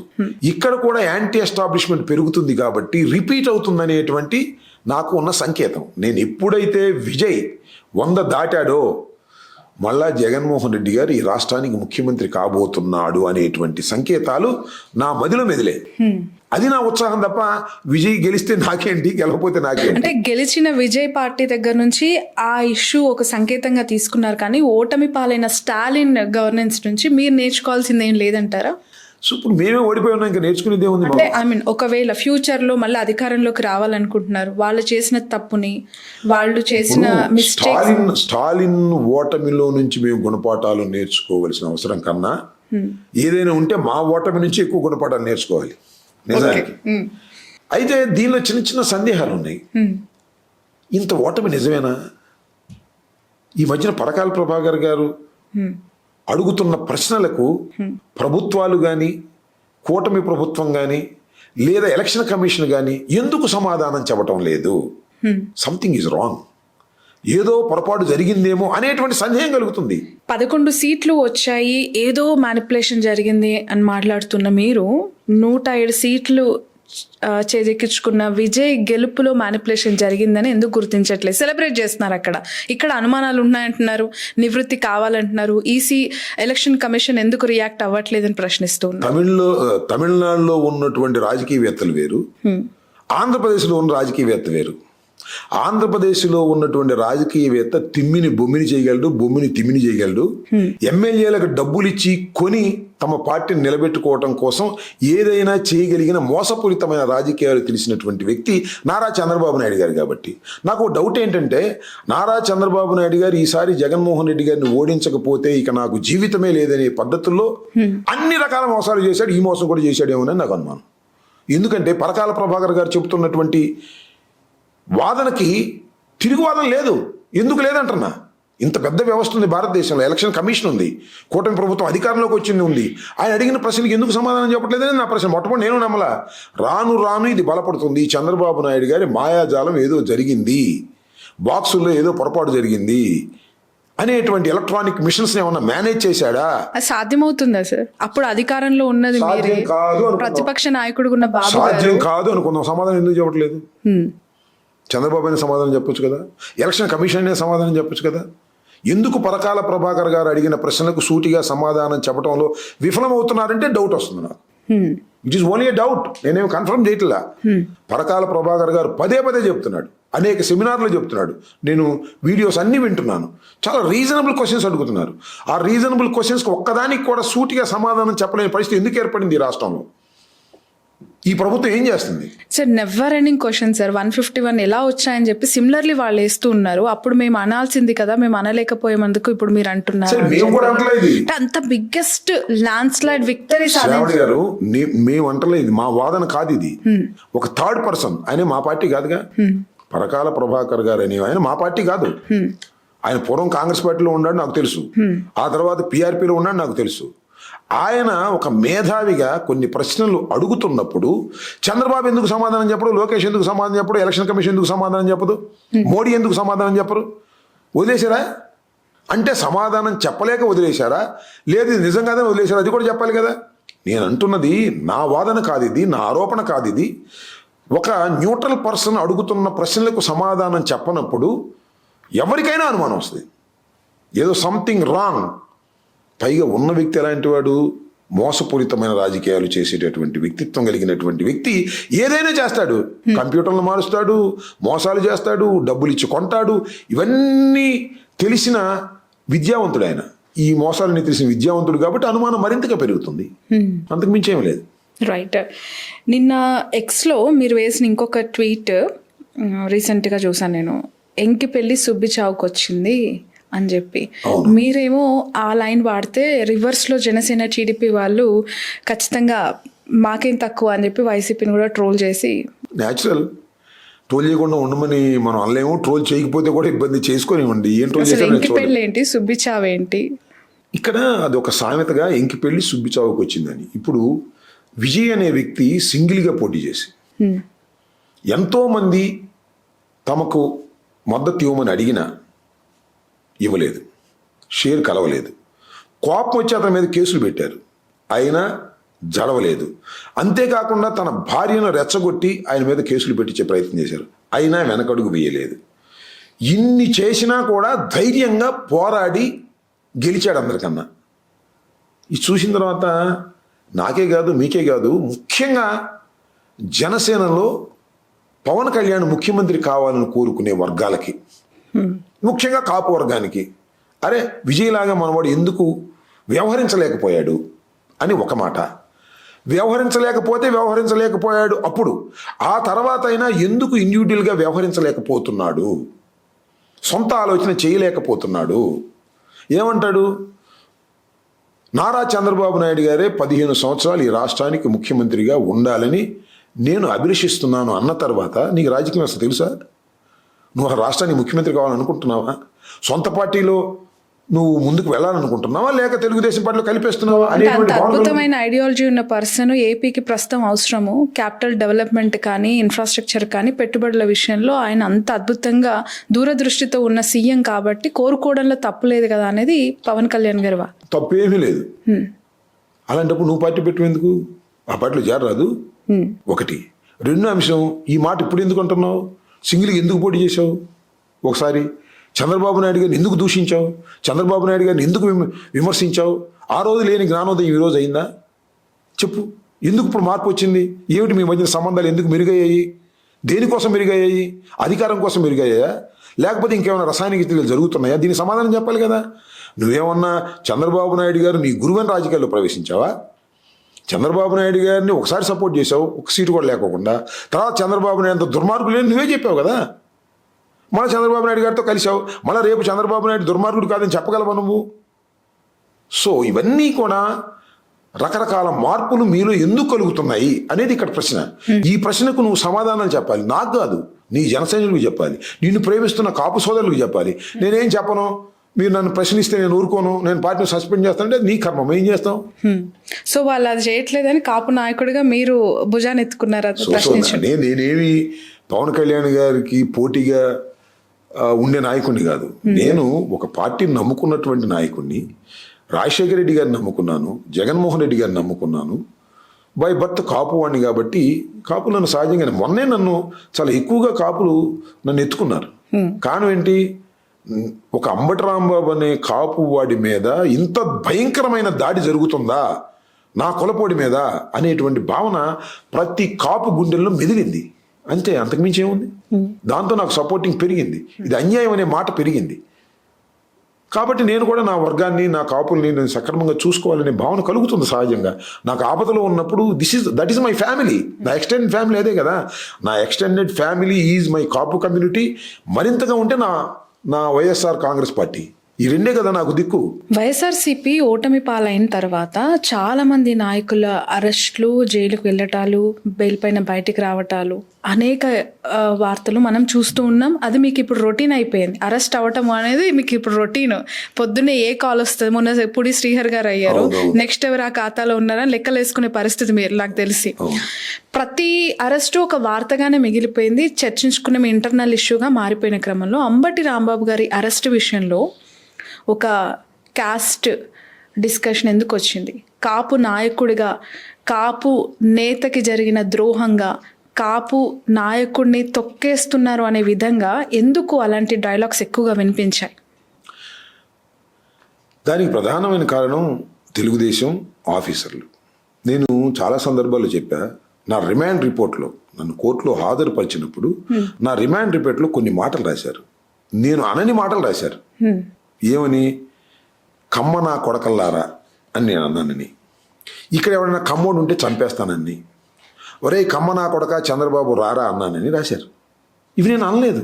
అసలు కులం పేరు పెట్టి నేను ఎప్పుడు తిట్టను కూడా తిట్టిన ఎవరు నేను. ఒక నాట్ ఓన్లీ కమ్మాస్, ఎనీ కులం పేరు పెట్టి తిట్టేటటువంటి స్వభావం కాదు. ఎందుకంటే చిన్నప్పటి నుంచి రాజకీయాల్లో ఉన్నవాడిని. ఆ కమ్మకి వ్యతిరేకుడు అంబటి రాంబాబు అని చిత్రీకరించేటటువంటి ప్రయత్నం చేశారు. నెంబర్ 1, ఇది చాలా బాధాకరమైనటువంటి అంశం. నెంబర్ 2, నా ఇంటి మీద దాడి చేసిన వాళ్ళలో ఎక్కువ మంది కమ్మాస్ నాయకత్వం వహించారు. ఎవరో ఒక 4-5 కడమ కమ్యూనిటీస్ ఉన్నప్పటికీ కూడా కమ్మ నాయకత్వం ఎక్కువ పనిచేసింది. ఇవన్నీ చూసినప్పుడు కమ్మవారు కాపుల మీద దాడి చేశారనేటువంటి భావన కాపు కులాన్ని కలిగింది. వాళ్ళు క్రియేట్ చేసిందే, నేను క్రియేట్ చేసింది కాదు. ఇది మీకంటూ మీ పార్టీ వాళ్ళు బయటకు తీసింది కాదు. ఈ లైన్ వాళ్ళ నుంచి స్వతహాగా నేను చెప్తాను కదా. నీకు రిమాండ్ రిపోర్ట్ ఇప్పుడు నాకు 31 తారీఖు నన్ను అరెస్ట్ చేశారు. 1 తారీఖు రిమాండ్ రిపోర్ట్. 1 తారీఖు రిమాండ్ రిపోర్ట్లో చంద్రబాబును కులం పెట్టి తిట్టానని, అక్కడ ఉన్న వాళ్ళని కులం పెట్టి తిట్టానని, కమ్మోడే ఉంటే చంపేస్తానన్నానని వాళ్ళు రాశారు కదా. ఎందుకు రాశారంటున్నా, it is black and white. అన్నానని కూడా కాదు, బ్లాక్ అండ్ వైట్ రాసి కోర్టులో ప్రొడ్యూస్ చేశారు. ఇంత దారుణంగా ఉంటుందా రాజకీయాలు? నేను అనే మాటలు అన్నట్టు రాస్తారా? కమ్మాసు నేను తిట్టాను రాశారు, కమ్మాసు నా మీద దాడి చేశారు. What is the reaction from my community? నాకు కమ్యూనిటీ ఉంది కదా. నేను కమ్యూనిటీ లేని అనాథనేం కాదు కదా ఈ రాష్ట్రంలో. వాళ్ళకన్నా ఎక్కువ కమ్యూనిటీ ఉంది నాకు. కాకపోతే నా కమ్యూనిటీ నా మెట్ట పూర్తిగా లేకపోవచ్చు. పవన్ కళ్యాణ్ అంటే ఉండొచ్చు, కానీ నా కమ్యూనిటీ నాకు ఎప్పుడోసారి అండగా వస్తుంది కదా, రాకుండా ఎందుకు ఉంటుంది అనేది నా పాయింట్ ఇక్కడ. అనే సందేశమే ప్రజల్లోకి వెళ్ళింది. కమ్యూనిటీ కూడా అలాగే రియాక్ట్ అయింది. నా పార్టీ రియాక్ట్ అయింది, నా కమ్యూనిటీ రియాక్ట్ అయింది, నా ఫ్యామిలీ రియాక్ట్ అయింది.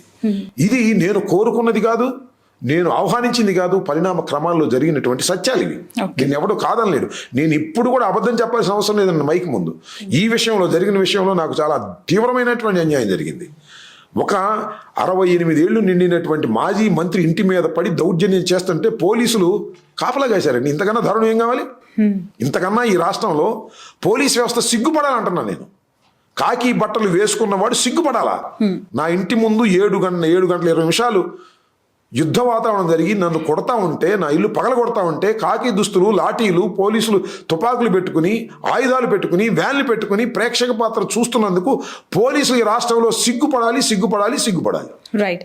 ఈ స్థాయిలో మీకు సపోర్ట్ దొరికింది ఆ టైంలో మాట్లాడుతున్న క్రమంలో పవన్ కళ్యాణ్ లాంటి కాపు నాయకుడు, డిప్యూటీ సీఎం కనీసం ఖండించలేదు, సానుభూతి ప్రకటించలేదు అని చెప్పి మీరు మాట్లాడిన సందర్భం.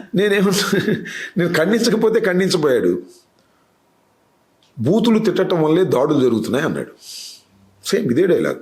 బూతులు తిట్టడం వల్లే దాడులు జరుగుతున్నాయి అని చెప్పాడు. అంటే బూతులు తిడితే దాడులు చేస్తారా అని అడిగా నేను. ఏమండి పవన్ కళ్యాణ్ గారు, మీరు బూతులు తిట్టారు కదా, దాడులు ఏమైనా జరిగినాయా అని అడిగా నేను. అంటే బూతులు తిడితే కేసులు పెడతారా, బూతులు తిడితే న్యాయస్థానంలో నుంచోబెడతారా, లేక దాడులు చేస్తారా? ఈ ప్రశ్నకు ప్రజాస్వామ్యంలో ఉప ముఖ్యమంత్రి గారు సమాధానం చెప్పమని అడిగా. సైలేదు, సమాధానమే చెప్పే పరిస్థితిలో ఆయన లేడు. ఎందుకంటే హీ నోస్ ఆయన గిల్టీ అని ఆయనకి తెలుసు. ఆయన అడక్కపోవడం తప్పని ఆయనకి తెలుసు. నేను ఇంకో మార్గం కూడా చెప్పా, ఖండించకపోతే ఖండించకపోయావు, దాడులు చేయటం తప్పు, తిట్టడం కూడా తప్పు అని చెబితే ఇద్దరికి సమానంగా ఉంటుంది కదా, మధ్య మార్గంగా. అది కూడా చెప్పడానికి సిద్ధంగా లేడు ఆయన. ఏం చెప్పాలి చెప్పండి? అలా చెప్పిన వాళ్ళు ఉన్నారు. సుజనా చౌదరి గారు ఉన్నాడు, బీజేపీకి సంబంధించిన సుజనా చౌదరి గారు. దాడులు చేయటం తప్పు, బూతులు తిట్టడం కూడా తప్పు, కానీ ఇది చంద్రబాబు నాయుడు గారి నైజం కాదు అని కూడా చెప్పాడు ఆయన. చంద్రబాబుని పొగిడాడు, దాడులు చేయడం తప్పన్నాడు, నేను బూతులు తిట్టడం తప్పన్నాడు. వయా మీడియాగా ఉన్న వాస్తవాల గురించి మాట్లాడాడు. నారాయణ గారు మాట్లాడాడు, సిపిఐకి చెందిన నారాయణ గారు. అలాగే విష్ణువర్ధన్ రాజు గారు బీజేపీ, ఆయన చెప్పాడు ఇది తప్పు అని. ఆ మాత్రం చెప్పలేకపోయావా నువ్వు ఉప ముఖ్యమంత్రిగా ఉండి, కొలపోడి అయ్యి ఉండి? మొన్న పవన్ కళ్యాణ్ గారికి హెల్త్ ఇష్యూ వచ్చినప్పుడు చాలా మంది ఆరోగ్యం జాగ్రత్త అని చెప్పి విషెస్ ఎక్స్లో పోస్టులు చేశారు. అది మీరు పరామర్శించారా? నేనేం పరామర్శించలేదండి. పరామర్శించాలని అనిపించలేదు నాకు. మీకు అప్పుడు నా కష్టంగా ఉన్నప్పుడు కనీసం ఒక మాట కూడా చెప్పలేకపోయాడే అనేటువంటి ఒక బాధ నాకు. అంటే చాలా మంది వెయిట్ చేశారు ఆ టైంలో. మీకు పవన్ కళ్యాణ్ గారి నుంచి ఏవి రాలేదు సానుభూతి కాబట్టి, ఖండించలేదు కాబట్టి, ఇప్పుడు ఆయన హెల్త్ ఇష్యూ వచ్చినప్పుడు మీరు రియాక్ట్ కాలేదు. ఎందుకంటే ఎక్స్లో ఎక్కువ యాక్టివ్ ఉంటారు కదా మీరు. అదేం పెద్ద హెల్త్ ఇష్యూ అని కూడా వాళ్ళు ప్రకటించలేదు. చిన్న ముక్కు ఆపరేషన్ అన్నారు, అదేం పెద్ద హెల్త్ ఇష్యూ అని నేను అనుకోవట్లేదు. వాళ్ళు చెప్పిన దాని ప్రకారమే. ముఖ్యమంత్రి గారు వెళ్ళి కూడా ఇంటికి వెళ్ళి కలిసి, సరే ఆయన ముఖ్యమంత్రి గారు పవన్ కళ్యాణ్ గారికి చీమ కుట్టినా వెళ్తాడు. ఎందుకంటే పవన్ కళ్యాణ్ గారిని జాగ్రత్తగా చూసుకోవాల్సిన బాధ్యత ముఖ్యమంత్రి గారికి, ముఖ్యమంత్రి గారి కుమారుడికి ఉంది. ముఖ్యమంత్రి గారు ఏం ఆలోచిస్తున్నాడు? పవన్ కళ్యాణ్ జోగొడుతూ తన కుమారుణ్ణి రాజ్యాధికారంలోకి తీసుకురావాలని ఆలోచన చేస్తున్నాడు. దానికి పవన్ కళ్యాణ్ గారు రియాక్ట్ కాకుండా, వ్యతిరేకం కాకుండా ఉండేందుకు కావాల్సిన అన్ని సర్దుబాట్లు చేసుకునే క్రమంలో ఉన్నాడు. నేను చెప్పాను కదా ఇందాక, is a manipulator. Chandrababu Naidu గారు చక్కగా మ్యానిపులేట్ చేసుకోగలడు. ఏ విధంగా అయినా సరే పవన్ కళ్యాణ్ గారు నిద్రపుచ్చగలడు, ఆయన కుమారుణ్ణి అధికారం ఎక్కించగలడు. అయితే ఈ విజయ్ గెలిచిన తర్వాత, స్టాలిన్ ఓడిపోయిన తర్వాత ఏ నిర్ణయం తీసుకుంటారు అనేది వేచి చూడాలి. రైట్. లాస్ట్ టైం మీ ఇంటర్వ్యూస్ నేను ఒకసారి చూస్తూ ఉన్నప్పుడు మీ ఫేవరెట్ లీడర్ ఎవరు, మీకు ఇష్టమైన వ్యక్తి ఎవరు అన్నప్పుడు ఉండవల్లి అరుణ్ కుమార్ గారి పేరుని మీరు ప్రస్తావించారు. అవును. జగన్ గారికి మించి ఆయనలో ఏం కనిపించాయి? జగన్ గారికి మించి ఆయనలో ఏం కనిపించాయి? ప్రశ్న ఏంటంటే జగన్ గారితో పోల్చవలసిన ప్రశ్న కాదు. ఆ ప్రశ్న ఏంటంటే రాజశేఖర రెడ్డి గారు, జగన్మోహన్ రెడ్డి గారి తరువాత మీకు రాజకీయాల్లో ఇష్టమైన నాయకుడు ఎవరు అని అడిగారు ఆ ప్రశ్న. ఆ తర్వాత నాకు బాగా నచ్చిన, ఇష్టమైన ఉండవల్లి అరుణ్ కుమార్ అని చెప్పారు. అది అంతే తప్ప వాళ్ళ పోటీ కాదు. రాజశేఖర రెడ్డి గారు కూడా ఉండవల్లి గారు, రాజశేఖర రెడ్డి గారికి ఉండవల్లి గారు శిష్యుడు లాంటివాడే. అందువల్ల వాళ్ళిద్దరికన్నా మించిన నాయకుడని నేను అనలేదు. కానీ బట్ ఐ లైక్ హిమ్. ఎందుకంటే మేము ఎవరో చేయలేని ఆయన చేస్తాడు. ముక్కుసూటిగా మాట్లాడతాడు, ఒక పైసా కోసం కక్కుర్తి పడ్డాడు. నాకు తెలిసి వైసీపీలో ముక్కుసూటిగా మాట్లాడేది అంబటి రాంబాబు గారి మించి ఎవ్వరు లేరు అనిపిస్తుంది నాకన్నా సార్. ఎక్కువ ముక్కుసూటిగా మాట్లాడతాడు. ఓకే. నెంబర్ 1. నెంబర్ 2, 2 సార్లు పార్లమెంటు సభ్యుడిగా చేసిన ఆటోకి వెళ్తాడు, మామూలు రైల్లో ప్రయాణం చేస్తాడు, ధనం ఏమీ సంపాదించినటువంటి వ్యక్తి. సోనియా గాంధీకి చాలా సన్నిహితంగా ఉన్నాడు. తమిళనాడుకి ఇన్ఛార్జిగా కూడా ఉన్నాడు కొంతకాలం, చాలా సన్నిహితంగా సోనియా గాంధీ గారికి. ఎందుకంటే రాజీవ్ గాంధీ గారికి ట్రాన్స్లేటర్గా ఉన్నాడు. అవును. అలాంటి ఇందిరాగాంధీ కుటుంబానికి సన్నిహితంగా ఉన్నటువంటి వ్యక్తి 2 సార్లు ఎంపీ అయి కూడా సొంతగారు కొనుక్కోలేని, సొంత ఇల్లు కొనుక్కోలేని, ధనాన్ని విపరీతంగా సంపాదించలేని దశలో ఎందుకున్నాడంటే సిన్సియారిటీ. ఒక పైసా ఎవరి దగ్గర తీసుకోకూడదు అనేటువంటి సిన్సియారిటీ. అలాంటి సిన్సియారిటీ మాకు లేదు ఇవాళ.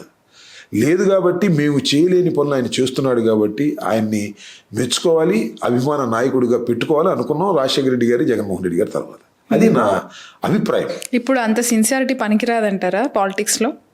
తల్లిదండ్రులు కావాలని మీ కలని నిజం చేసుకోండి. 49 లో ఫ్రీ అల్ట్రాసౌండ్ స్కాన్ మరియు ఫ్రీ స్పెషలిస్ట్ కన్సల్టేషన్. కేవలం 999 కి fertility assessment package, AMH test మరియు వీర్య పరీక్ష. ఇప్పుడే కాల్ చేయండి 8977738819. 49 అంటే సంతానం, 49 అంటే సంతోషం. పనికొచ్చే పరిస్థితులు ఏం కనపడలే. ఇప్పుడు మళ్ళీ ఉండవల్లి అరుణ్ కుమార్ గారికి ఏ పార్టీ అయినా టికెట్ ఇవ్వాలనుకుంటే నువ్వు ఎంత ఖర్చు పెట్టుకుంటావు అని అడగాలి కదా. ఆయన నేనే ఖర్చు పెట్టుకోలేని చెబుతాడు కదా. సో ఇవన్నీ జరుగుతున్న పరిణామ క్రమాలు. ఆ రోజున రాజశేఖర రెడ్డి గారు కానీ, వాళ్ళకున్న బాండింగ్ కానీ, సోనియా గాంధీ కానీ ఆయనకి పైసా లేకోకుండానే టికెట్ ఇచ్చారు, గెలిపించారు, ఇవన్నీ చేశారు. రాజశేఖర రెడ్డి గారికి చాలా విశ్వాసపాత్రుడుగా ఉన్నటువంటి వ్యక్తి అరుణ్ కుమార్ గారు. రైట్. కాపు ఓట్ ఫ్యాక్టర్ అంతా కూడా ఒక్క సైడ్ తిప్పగలిగిన స్ట్రెంగ్త్, స్టామినా పవన్ కళ్యాణ్ గారికి ఉంది. కాపుల్లో అంత ఎమర్జ్ అయిన లీడర్గా పవన్ కళ్యాణ్ గారు కనిపించారని చెప్పి కూటమిలో అధికారంలోకి రావడానికి కూడా one of the key factor అని చెప్పి మాట్లాడుకుంటున్న క్రమంలో వైఎస్ఆర్సీపీ నుంచి ఆ స్థాయి పాలిటీషియన్, ఆ స్థాయి కాపు లీడర్ మీరే అని అనుకోవాలా? Not like that. నాకన్నా చాలామంది కాపుల కోసం పనిచేసే నాయకులు ఉన్నారు. ఇప్పుడు తోట త్రిమూర్తులు గారు ఉన్నాడు, జక్కంపూడి రాజా ఉన్నాడు, కన్నబాబు ఉన్నాడు, బొత్స సత్యనారాయణ గారు బీసీ అయినా కాపులకి అండగా ఉంటాడు. నేను ఎందుకు ఇలా కాపు నాయకుడిగా నన్ను ప్రేమిస్తున్నారంటే మొన్న జరిగిన ఇన్సిడెంట్ వల్ల నాకు ఎక్కువ సింపతి, గౌరవం వచ్చింది. దాన్ని కూడా నేను కాపాడుకునే ప్రయత్నం చేస్తున్నా. నాకున్నప్పుడు వైసీపీలో ఉన్న కాపు నాయకుల కన్నా నేను పెద్దోడిని నేను అనుకోను, సమర్థుడిని కూడా అనుకోను. బట్ నాకు జరిగిన మొన్న అన్యాయం వల్ల నా కమ్యూనిటీ మొత్తం నా తరపు నిలబడడానికి ప్రయత్నం చేసింది. ఆ ఇష్యూ వరకు మొత్తంగా నాతో ట్రావెల్ చేస్తారా లేదా, that is a different matter. ఇంకొక అంశం ఏంటంటే పవన్ కళ్యాణ్ని కాపులు 100% ప్రేమిస్తున్నారు. దానిలో ఏమి సందేహం లేదు. మొన్న ఎలక్షన్ చూసిన తర్వాత ఎందుకు ప్రేమిస్తున్నారు అనేది ఇక్కడ ప్రశ్న. ఎందుకు ప్రేమిస్తున్నారు? ఇతను సీఎం మెటీరియల్, ఇతను సీఎం అవుతాడు. ఈ రాష్ట్రంలో రెడ్లు చేశారు, ఈ రాష్ట్రంలో కమ్మవారు చేశారు, ఈ రాష్ట్రంలో వైశ్యులు చేశారు, ఈ రాష్ట్రంలో ఎస్సీలు చేశారు, మన కాపువాడు ఒకటి కూడా చేయలేదు అనేటువంటి భావన కాపు కులంలో ఉంది. కాపువాడు ముఖ్యమంత్రిగా చేయదగిన వాడు మొదటివాడు చిరంజీవి అనుకున్నారు. చిరంజీవి వెంటబడ్డారు, 18 సీట్లు ఇచ్చారు. చిరంజీవి కాంగ్రెస్ పార్టీలో కలిసిపోయిన తర్వాత మళ్ళీ పవన్ కళ్యాణ్ వచ్చాడు. మీరు పవన్ కళ్యాణ్ తొలి ఉపన్యాసాలు మీరు చూసినట్లయితే నేను మా అన్నలాగా కలిసిపోనని ఇండైరెక్ట్గా చెప్పాడు. మా అన్న వేరు, నేను వేరు అని చెప్పాడు. నేను పార్టీని ఇలాగే కాపాడుకుంటానని చెప్పాడు. ఏం కాపాడుకున్నా నాకు అర్థం. ఇప్పటికి కూడా కాపులు పవన్ కళ్యాణ్నే ప్రేమిస్తున్నారు అంటే నువ్వు ముఖ్యమంత్రి అవుతావు అనేటువంటి ఉద్దేశంతో. ఏ రోజునైతే 15 సంవత్సరాల పాటు ఈ రాష్ట్రాన్ని నారా చంద్రబాబు నాయుడు గారు పరిపాలించాలని ఆకాంక్షించాడో ఆ రోజున నీ కాపులు లేరు అనేది నా అభిప్రాయం. చూద్దాం రేపు ఎన్నికల్లో. ముఖ్యమంత్రి క్యాండిడేట్గా పవన్ కళ్యాణ్ ఒకవేళ అనౌన్స్ చేసి ఆయనే ముఖ్యమంత్రి రాబోయే ఎన్నికల్లో అంటే ఖచ్చితంగా నా సపోర్ట్ ఉండదు. నేను రాజశేఖర రెడ్డి గారు, జగన్మోహన్ రెడ్డి గారు కాపుల సపోర్ట్ మెండుగా ఉంటుంది. దానిలో ఏం సందేహం లేదు. ఉన్న వాస్తవాలు చెప్పాలి కదా. ఖచ్చితంగా కాపులు పవన్ కళ్యాణ్ ముఖ్యమంత్రి అవుతాడు అని చెబితే, లేదు ఆయనే పోటీ చేస్తే కాపులు, మెజారిటీ ఆఫ్ కాపులు, మొన్న వేసిన దానికన్నా మెజారిటీ కాపులు పవన్ కళ్యాణ్కి వేస్తారు. దానిలో ఏమి సందేహమే లేదు. ఖచ్చితంగా. అప్పుడు వైసీపీలో కొంచెం ఇబ్బందికర వాతావరణం ఉంటుంది. సరే, మన ఇబ్బందులు ఎవరు ఆలోచిస్తారు? ఇప్పుడు నా ఇబ్బందో లేకపోతే రాజకీయంగా వైసీపీ ఇబ్బందులు ఎవరు ఆలోచిస్తారు? మా పవన్ కళ్యాణ్ ముఖ్యమంత్రి అవుతాడు అనేటువంటి ఉద్దేశంతో ప్రతి కాపువాడు పనిచేస్తాడు. It's a fact. Right. Recently ఒక ప్రెస్ మీట్లో జగన్ గారు నా పాదయాత్ర స్టార్ట్ అవబోతోంది, ప్రతిరోజు ఒక సినిమా చూపిస్తానని చెప్పి ఒక వార్నింగ్ ఇచ్చారు ఇండైరెక్ట్గా చెప్పాలి అని అంటే. ఏం సార్, అధికారంలో ఉన్నప్పుడు అదంతా కూడా హోదా అనుభవించేసి ప్రతిపక్షంలోకి రాగానే ఒక పాదయాత్ర చేస్తే తిరిగి మళ్ళీ అధికారం వస్తుంది అని పాదయాత్రలు చేయడమా, లేదు అంటే నిజంగానే ప్రజా సమస్యలు అప్పుడే ఎక్కువగా కనిపిస్తాయని పాదయాత్రలు ఇలా డిజైన్ చేస్తూ ఉన్నారా? Connected with the public, public తో కనెక్ట్ అవ్వాలంటే ఈజ్ ఇట్ ద వే? ఒక ఆప్షన్ మీకు అదేనా? అది మాక్సిమం ఆప్షన్. ఇప్పుడు మీరు చూసినట్టయితే రాజశేఖర రెడ్డి గారు, చంద్రబాబు నాయుడు గారు, మన పవన్ కళ్యాణ్ చేయలేదు కానీ లోకేష్ కూడా చేశాడు. ప్రజలకు అతి చేరువుగా వెళ్ళేటటువంటి కార్యక్రమం ఏదైనా ఉంటే అది పాదయాత్ర. మనం రోడ్డు మీదకి వెళ్తాం, ప్రజలు ఎప్పుడు రోడ్డు మీదే ఉంటారు, మనం ఇంట్లో ఉంటాం. ఒక సంవత్సరం పాటు, సంవత్సరంన్నర పాటు రోడ్డు మీదకి మనం వెళ్ళినప్పుడు అనేక మంది మనం కలుస్తారు, అనేక మంది మన కొత్త విషయాలు చెప్తారు, మనం అవగాహన చేసుకోవడానికి అవకాశం ఉంటుంది. అదే దృక్పథం. దాంతోపాటు ఒక పార్టీకి ఒక పెద్ద ఇమేజ్ కూడా బిల్డప్ అయిపోద్ది. ఏముంది జగన్మోహన్ రెడ్డి అయిపోయింది అని అనుకునే వాళ్ళందరికీ కూడా జగన్మోహన్ రెడ్డి గారు అయిపోయిందని ఎవరు అనుకోవట్లేదు అనుకోండి, అది వేరే విషయం. ఎందుకంటే జగన్మోహన్ రెడ్డి గారు బయటకు వస్తే ఏ రకంగా జనం వస్తున్నారో మనం చూస్తున్నాం డే 1 నుంచి కూడా. సో జగన్మోహన్ రెడ్డి గారు పాదయాత్ర చేసిన తర్వాత నెంబర్ 1 వైసీపీ క్యాడర్లో ఒక జోష్ వస్తుంది, కాన్ఫిడెన్స్ వస్తుంది. అట్ ది సేమ్ టైం వాళ్ళల్లో ఒక నీరసం వస్తుంది, వాళ్ళ కాన్ఫిడెన్స్ పోతుంది. మొన్న విజయ్ గెలుపుతోనే వాళ్ళ కాన్ఫిడెన్స్ పోయింది, మరింతగా పోతుంది. ఇంకా 3 సంవత్సరాల్లో వాళ్ళ దిగజారుడే తప్ప నిలుపుకునే పరిస్థితి ఉండదు. సో పాదయాత్ర వల్ల జగన్మోహన్ రెడ్డి గారి బలం మరొకసారి శత్రువులు కూడా చూడగలుగుతారు, అంటే రాజకీయ శత్రువులు కూడా చూడగలుగుతారు అనేది ఇక్కడ ఉన్నటువంటి అంశం. సో అధికారంలోకి రావడానికి ఇది ఒక టెస్టింగ్ మోడల్ అనుకోవచ్చు. 100%. ఓకే. మనం చూసినట్టు సో జగన్మోహన్ రెడ్డి గారిలో ఈ కాన్ఫిడెన్స్ అనేది, అంటే పాదయాత్ర చేయాలి, తొందరలో స్టార్ట్ చేయాలని కాన్ఫిడెన్స్ కానీ ఈజ్ కానీ ఇంత ఎర్లీగా స్టార్ట్ అవడానికి మీ ఇంటికి పరామర్శకు వచ్చినప్పుడే తెలిసింది ఆయన అనుకున్నారు అనేది ఒక టాక్. లేదు, అంతకు ముందు నుంచి ఆయన పాదయాత్ర చేస్తానని చెప్తున్నారు. ఎందుకని మీరు అడగట్లేదు ఇప్పుడు? ఎందుకంటే నాకు అంతకుముందే పాదయాత్ర చేస్తారని అనుకున్నారని నేను విన్నాను కాబట్టి. ఎందుకంటే తాడేపల్లి నుంచి మీ ఇంటికి దగ్గర ఒక 45 నిమిషాలు, not more than that I think, కాన్వాయ్లో 45 minutes, దాదాపు 7 గంటలు కదా మీ ఇంటికి వచ్చిన వేలో ఆయనకి జనాలు వచ్చి పలకరించడం. 7 గంటలే మేమెవరు చెప్పలేదు, చంద్రబాబు చెప్పాడు. చంద్రబాబు ఐ థింక్ అసెంబ్లీ అనుకుంటా, ఆయన దూరం 7 గంటలు పట్టిద్దా అని. రియల్గా పట్టింది. జగన్మోహన్ రెడ్డి గారి కారు ముందుకు వెళ్ళడానికి వీల్లేని పరిస్థితులు ఏర్పడ్డాయట. నేను లేను, ఇది టాబాష్, ఐఎమ్ నాట్ డైరెక్ట్ ఎవిడెన్స్. నేను విన్నాను, హీర్సే. అసలు జనం తండోపతండాలుగా వచ్చారు. అదేదో నా గొప్పతనం అని అనుకోవట్లే నేను. 7 గంటల 20 నిమిషాల పాటు నా దాడిని లైవ్లో చూసినటువంటి ప్రతి వాడు, ఈవెన్ న్యూట్రల్ పీపుల్ కూడా ఈ తప్పురా అనుకున్నారు. జగన్మోహన్ రెడ్డి వస్తున్నాడు అంటే సంఘీభావం ప్రకటించాలని వచ్చేసారు. జగన్మోహన్ రెడ్డి గారి క్రేజు, ఈ సంఘటన పట్ల విపరీతమైన సానుభూతి, నా ఇంటికి వస్తున్నాడు కాబట్టి అందరం వెళ్ళాలి, కలవాలి అనేటువంటి భావన చాలా హైప్లోకి తీసుకువెళ్ళింది. చాలా అద్భుతంగా జరిగింది. సరే, దాన్ని చూసి పాదయాత్ర అనుకుంటున్నారని మీరు అనుకుంటారేమో. కాదు, అంతకు ముందే జగన్మోహన్ రెడ్డి గారు నేను పాదయాత్ర చేస్తానని ప్రకటించారు. మాకు ఇండైరెక్ట్గా తెలుసు. అయితే ఇది మరింత ఉత్సాహాన్ని ఇవ్వచ్చు. ఇంత బాధలో కూడా నేను జైల్లో ఉన్నా, నాకు జైల్లో ఉన్నప్పుడు జక్కంపూడి రాజా ద్వారా నాకు కబురు చేశాడు, అన్న మీరు జైలుకి రమ్మంటారా ఇంటికి రమ్మంటారా అని. జైలుకి అవసరం లేదు, ఇంటికి వెళ్ళి నా కుటుంబాన్ని పరామర్శించమను, కార్లు ఇల్లు ధ్వంసం అయిపోయింది కదా, ఒకసారి ఇంటికే వెళ్ళమను జగన్మోహన్ రెడ్డి గారిని అని నేను చెప్పాను. అప్పుడు ఇంటికి వచ్చారు. అసే ఆయన కూడా ఇంటికి రావాలని ఉండుంటుంది, జైల్లో ఏముంటుంది, నేను ఒక్కనే కదా. ఇంటికి వచ్చి నా భార్య పిల్లల్ని మనవరాలని నా జరిగిన నష్టాన్ని ఒకసారి చూడాలి, ప్రపంచానికి చూపించాలనే ఉత్సాహం కదా, కోరిక ఆయనలో ఉండుంటుంది. దాని ప్రకారం వచ్చాడు. వచ్చినప్పుడు విపరీతమైన క్రౌడ్ వచ్చింది. అది చూసి తెలుగుదేశం బెంబేలు ఎత్తిపోయింది, ముక్కు మీద వేళ్ళు వేసుకున్నారు. అదే ఎందుకు చేసావురా అని. వాళ్ళే బాధపడాల్సిన పరిస్థితి. ఇవాళ కూడా బాధపడాల్సిందే వాళ్ళు. ఇవాళ కూడా నాకు బాధాకరమైన విషయం ఏంటంటే, నా ఇంటి మీద దాడి జరిగినటువంటి సంఘటన అందరూ లైవ్లో చూస్తున్నా కూడా నేను ఇచ్చిన కంప్లైంట్ మీద ఒక్కడిని కూడా అరెస్ట్ చేయలేదు ఇంతవరకు. సింగిల్ పర్సన్ అరెస్ట్ చేయలే. నేను కేవలం తిట్టానని 18 రోజులు జైల్లో పెట్టారు నన్ను. రాత్రిపూట లాకప్లో పడుకోబెట్టారు నన్ను. మొన్న దీక్ష చేసినందుకు కూడా కేసులు ఏం పెట్టలేదు. ఏం పెట్టలా, దీక్ష చేసినందుకు కేసు పెట్టారు. అదే. అయితే నేను పోలీస్ ఆఫీసర్లు మీ ద్వారా కూడా చెప్తున్నా, నేను వదిలిపెడతాను అనుకుంటారేమో. పోలీసులు చేస్తున్నది తప్పు. ప్రజాస్వామ్యంలో మీరు ఇలా చేయకూడదు.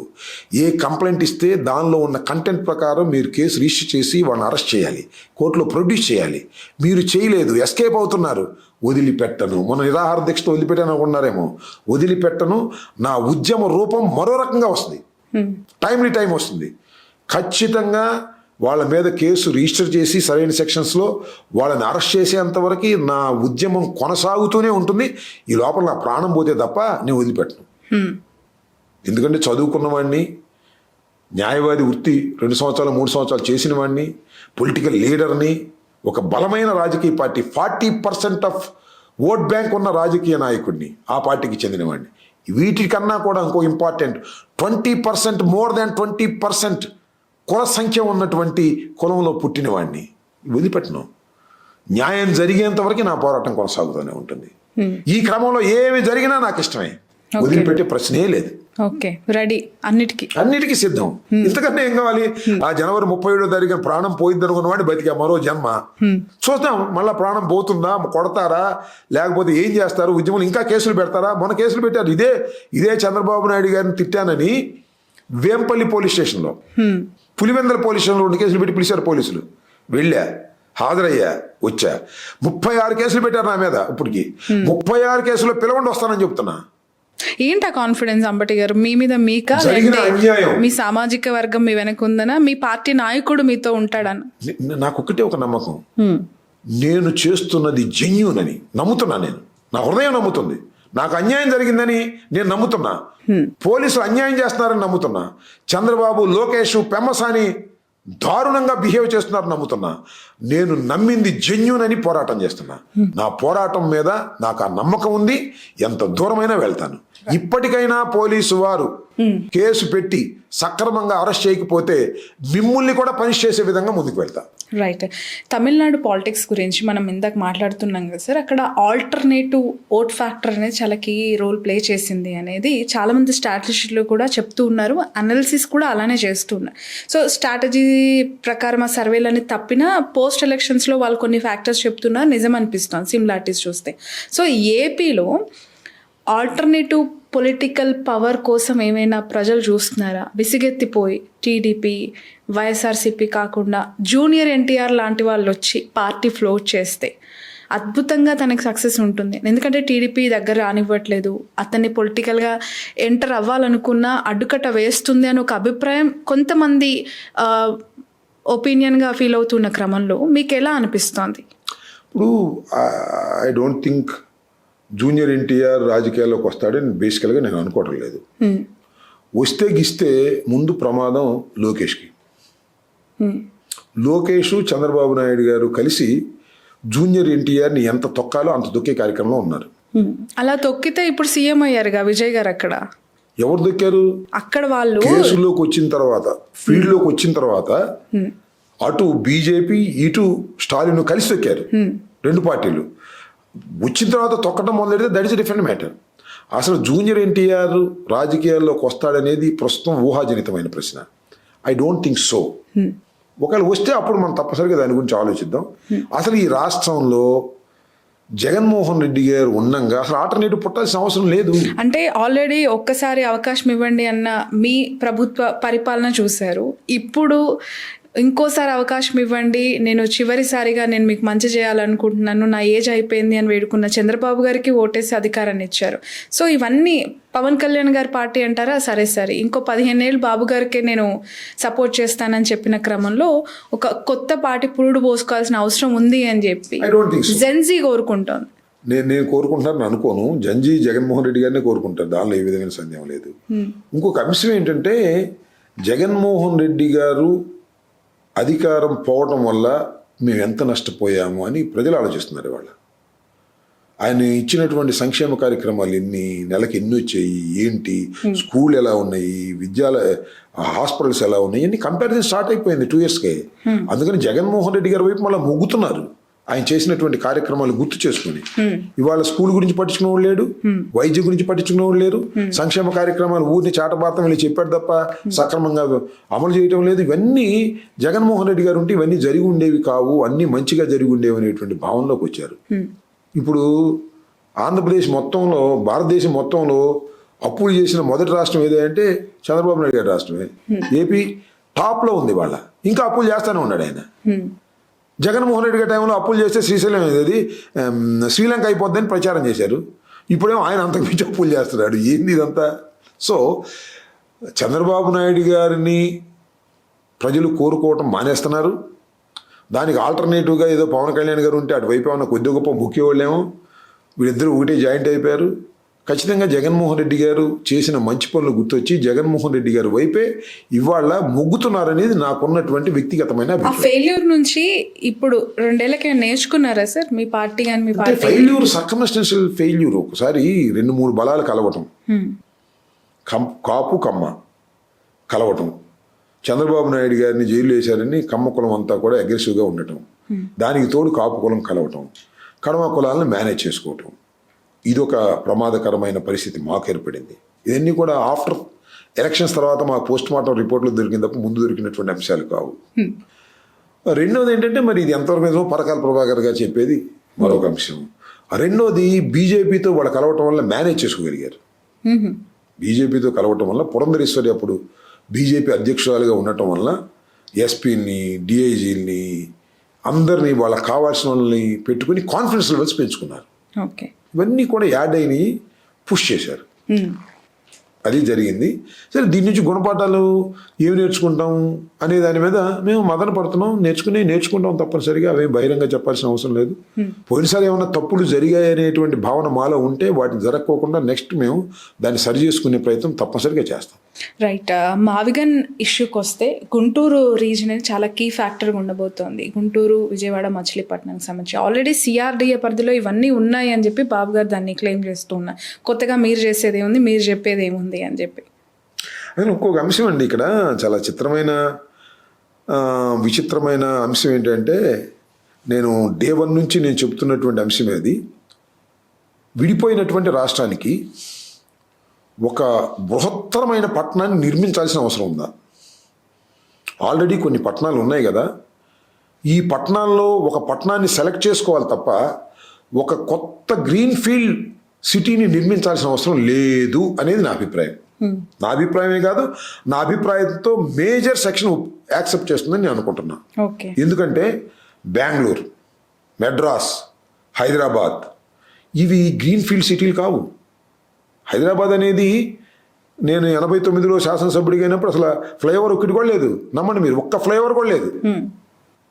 అలాంటిది నిజాం కట్టినటువంటి నిర్మాణాల్లోనే అసెంబ్లీలు జరిగాయి, సెక్రటేరియట్ జరిగింది. స్లోగా ఎక్కడ డెవలప్ అయిపోయింది ఇది? ఎంత అద్భుతమైన సిటీగా డెవలప్ అయిపోయింది. ఏమైనా నిర్మించారా? అదేమంటే నేను హైటెక్ సిటీ నిర్మించా. Hitec City is an extension of Hyderabad.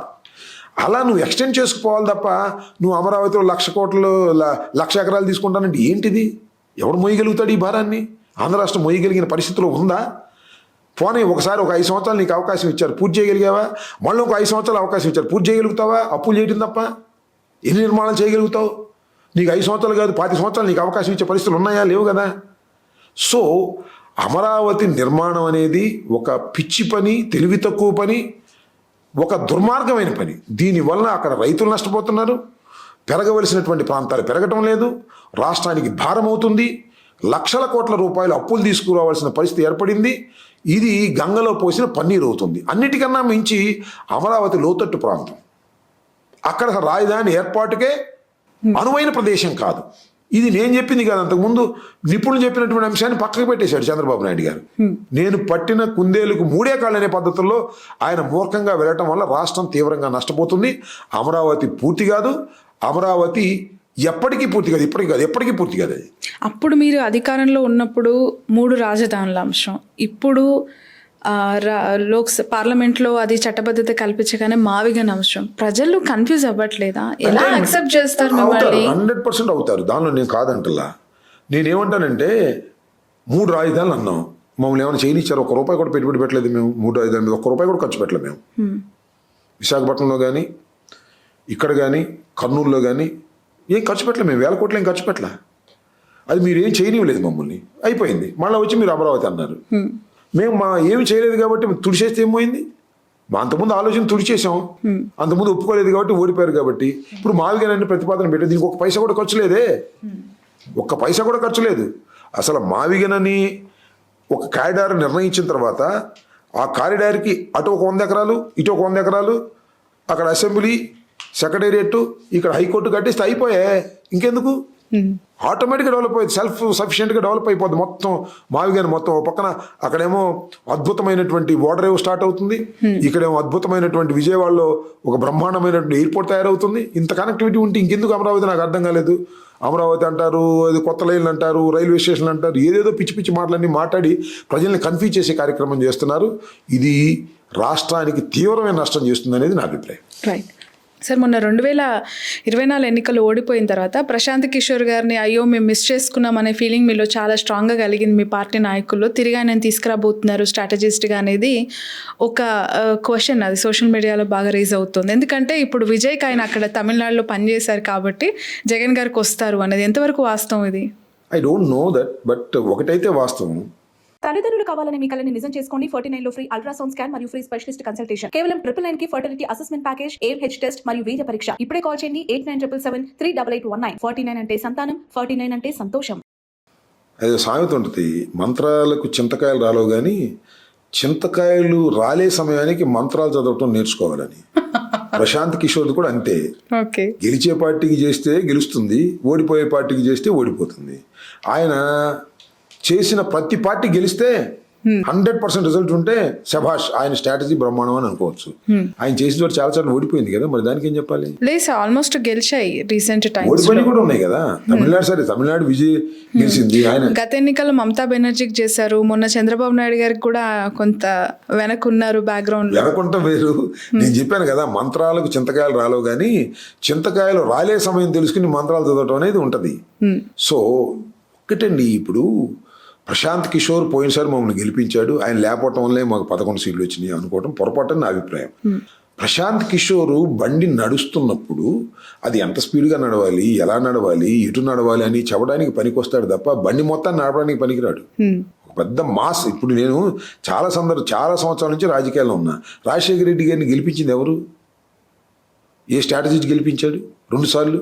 So సరే, ఇప్పుడు ఈ స్ట్రాటజిస్టులు వీళ్ళందరూ ప్రమేయం బాగా పెరుగుతుంది కాబట్టి కొంత దోహదపడే మాట వాస్తవం కావచ్చు తప్ప ప్రశాంత్ కిషోర్ ఎక్కడ కాలు పెడితే అక్కడ అద్భుతాలు జరుగుతాయని నేను అనుకుంటున్నాను.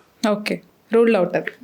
రైట్, జగన్మోహన్ రెడ్డి గారు త్వరలో హైదరాబాద్లో ఉండబోతున్నారు. హైదరాబాద్ నుంచి ఇకపై వైసీపీ యాక్టివిటీస్ కూడా యాక్టివ్ అవబోతున్నాయి అనేది మేబీ మరి నాకైతే సమాచారం లేదు. వస్తే మంచిది ఏముంది. హైదరాబాద్ అంటే తెలుగు రాష్ట్రం కాబట్టి బెంగళూరు కన్నా హైదరాబాద్ చాలా దగ్గరగా ఫీల్ అవుతాం. ఏం పని ఉంది సార్ మీకు? బెంగళూరు అంటారు, హైదరాబాద్ అంటారు, మీకు రాష్ట్రము, మీకు నివాసము, మీ కార్యకలాపాలను అక్కడ చేసుకోవచ్చు కదా. మీరు హైదరాబాద్కి వచ్చి వెళ్ళారు. అప్పుడేమో చంద్రబాబు నాయుడు గారిని అన్నారు రాష్ట్రం విడిచి వెళ్ళిపోతున్నారు. ఇప్పుడు మీరు అంటున్నారు బెంగళూరు అంటారు, హైదరాబాద్ అంటే ఎందుకు ఉండలేకపోతున్నారు అక్కడ? అలా కాదు. ఇప్పుడు అధికారంలో లేనప్పుడు ఆయనకి వ్యాపారాలు ఉన్నాయి, ఆయన సొంత పనులు ఉంటాయి, అవి చూసుకుంటారు. పార్టీకి ఎక్కడ నెగ్లెక్ట్ చేయట్లేదే, పార్టీని ఎక్కడ నెగ్లెక్ట్ చేయట్లేదు. ఆయన వారానికి 3 రోజులు 4 రోజులు వస్తున్నారు. కొంతకాలం పోయిన తర్వాత మొత్తం అక్కడే ఉండి రాజకీయం నడుపుతారు. ఏమైనా ఎన్నికలు అయిపోయిన తర్వాత, ఓటమి పాలు అయిపోయిన తర్వాత 2-3 సంవత్సరాలు కొద్దిగా డల్గా ఉంటాం, వర్క్ కూడా తక్కువగా ఉంటుంది. చివరిలో స్పీడ్ చేయాలి. ఇప్పుడు నుంచి స్పీడ్ ఇప్పుడు నిజం చెప్పాలంటే మా వైఎస్ఆర్సీపీ ఇప్పుడు నుంచి స్పీడ్ చేస్తుంది. కాబట్టి నిదానంగా దాని స్పీడ్ని పెంచుకునేటువంటి కార్యక్రమం చేస్తారు. ఈ లోపల నాకున్నా కూడా సొంత పనులు చేసుకుంటూ హైదరాబాద్ వచ్చాము, ఏదో సొంత పని కోసం వస్తాము. అట్లాగే కొన్ని కార్యక్రమాలు. రిలాక్సేషన్ పీరియడ్ అన్నమాట ఇదంతా. రిలాక్సేషన్ అని కాదు, అంత ఒత్తిడికి ఫీల్ అవ్వాల్సిన అవసరం లేదు. మన కార్యక్రమాలు స్లోగా పెంచుకోవాలి అనేది ఒక స్ట్రాటజీగానే ఎవరు ఏ పార్టీ అయినా అటక చేస్తుంది. అసలు తెలుగుదేశం ఈ మాత్రం కూడా చేయలేదు, చివరిలో వచ్చింది. తెలుగుదేశం ఈ మాత్రం కూడా చేయాలి. మేము ఇంకా డే 1 నుంచి కూడా చాలా మూవ్మెంట్స్ చేస్తున్నాం. ఓకే, సో రాబోయే కాలానికి ఆంధ్రప్రదేశ్కి కాబోయే ముఖ్యమంత్రి వర్యులు నారా లోకేష్ గారు అని చెప్పి చాలా స్ట్రాంగ్గా సంకేతాలు వస్తున్న నేపథ్యంలో మా క్యూబ్ టీవీ నుంచి నా ఇంటర్వ్యూ ద్వారా మీరు ఏమైనా విషెస్ కానీ? ఇంతకుముందు ఆలోచన ఉంది, నేను కూడా విన్నాను. ఖచ్చితంగా లోకేష్ని ఈ టర్మ్లోనే ముఖ్యమంత్రిగా చేసి ఆయనకి ట్రైనింగ్ పూర్తి చేయాలనేటువంటి భావన వారి కుటుంబ సభ్యుల్లో ఉన్నమాట వాస్తవం అనేది నాకు తెలిసిన సమాచారం. This only hearsay. అయితే ఇప్పుడు స్టాలిన్ ఓడిపోయిన తర్వాత తన కుమారుడు కూడా ఈ ఓటమిలో బాధ్యుడని తెలిసిన తర్వాత, ఒక సంకేతాలు వచ్చిన తర్వాత చేస్తారా చేయరా అనేది 2 ప్రశ్నలు. ఇప్పుడే అసలు చేయాలని అనుకోవచ్చు కూడా, ఎందుకంటే నెక్స్ట్ ఎలాగో మనకు అధికారం రాదు కాబట్టి ఈసారి చేసేసి 2 సంవత్సరాలు 3 సంవత్సరాలు లోకేష్ని ముఖ్యమంత్రిగా చేసి ఎక్సీఎంగా నిలబెట్టడానికి ఇదే సమయం అని కూడా అనుకోవచ్చు.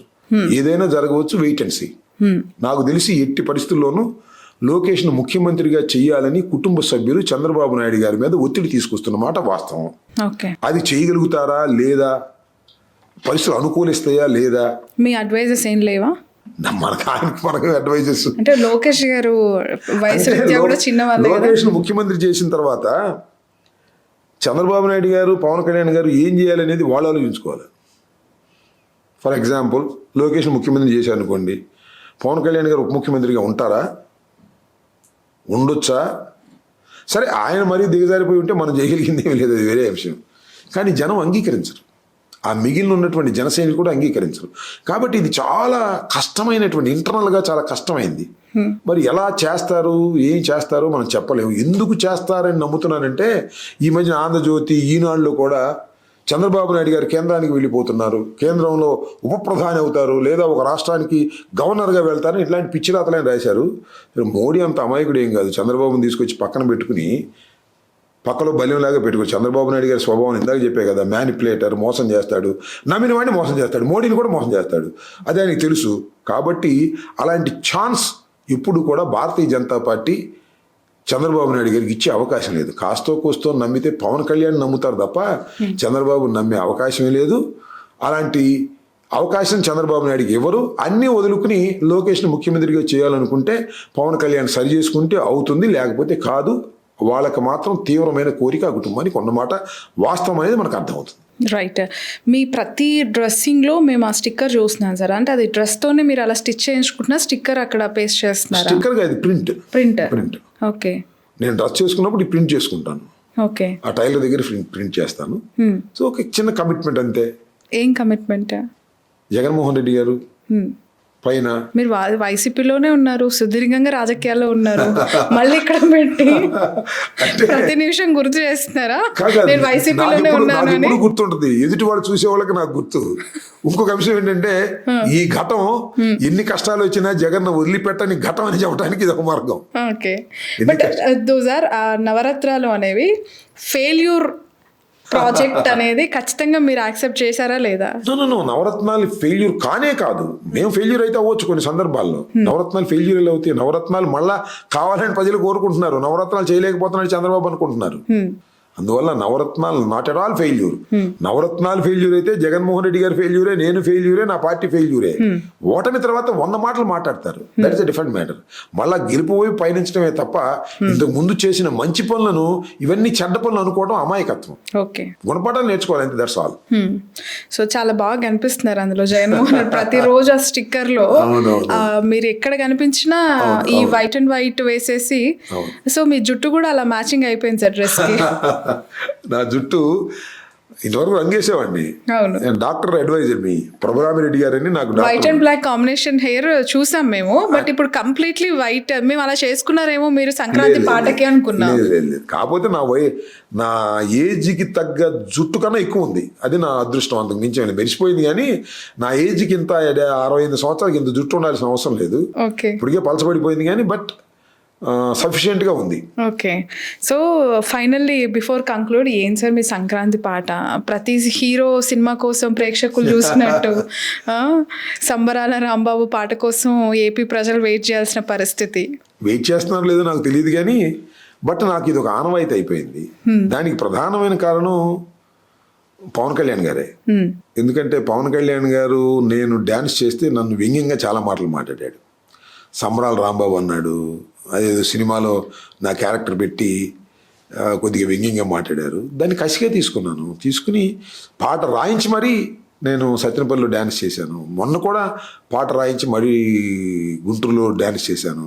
మళ్ళీ నెక్స్ట్ సంక్రాంతికి కూడా మళ్ళీ పాట రాయిస్తాను, పాడిస్తాను, డ్యాన్స్ చేస్తాను. దానిలో ఏమో ఫిక్స్ అంతే. నాకు ఓపిక ఉన్నంత వరకు సంక్రాంతికి నా డ్యాన్స్ ఉంటుంది. ఎవరు సార్ ఏ కొరియోగ్రాఫర్ని పెట్టుకోబోతున్నారు డ్యాన్స్? కొరియోగ్రాఫర్ ఏమి ఉంటారు నాకు, నేను సొంతంగా అప్పటికప్పుడు వేయటమే.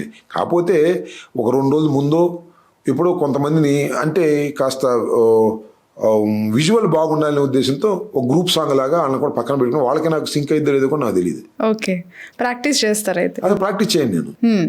ప్రాక్టీస్ చేసి దానిలో మజా ఏముంది, ఇంకా సినిమా యాక్టర్లకి మనకు సేమ్ ఆ సమయానికి ఎలా వస్తే అలా చేస్తా.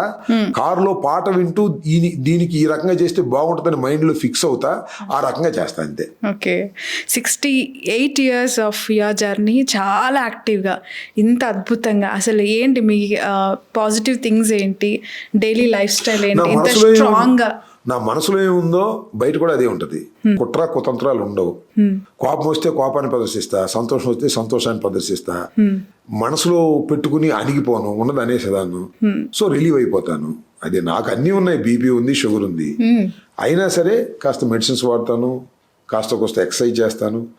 అలా కాలం గడుపుకుంటూ వెళ్తాయి. ఎంత ఓపిక ఉంటే అంతకాలం రాజకీయాల్లో ఉండాలనుకుని నాకు వేరే వ్యాపకాలు ఏమీ లేవు, నాకు వ్యాపారాలు కూడా ఏమీ లేవు. రాజకీయమే నాకు సర్వస్వం కూడా.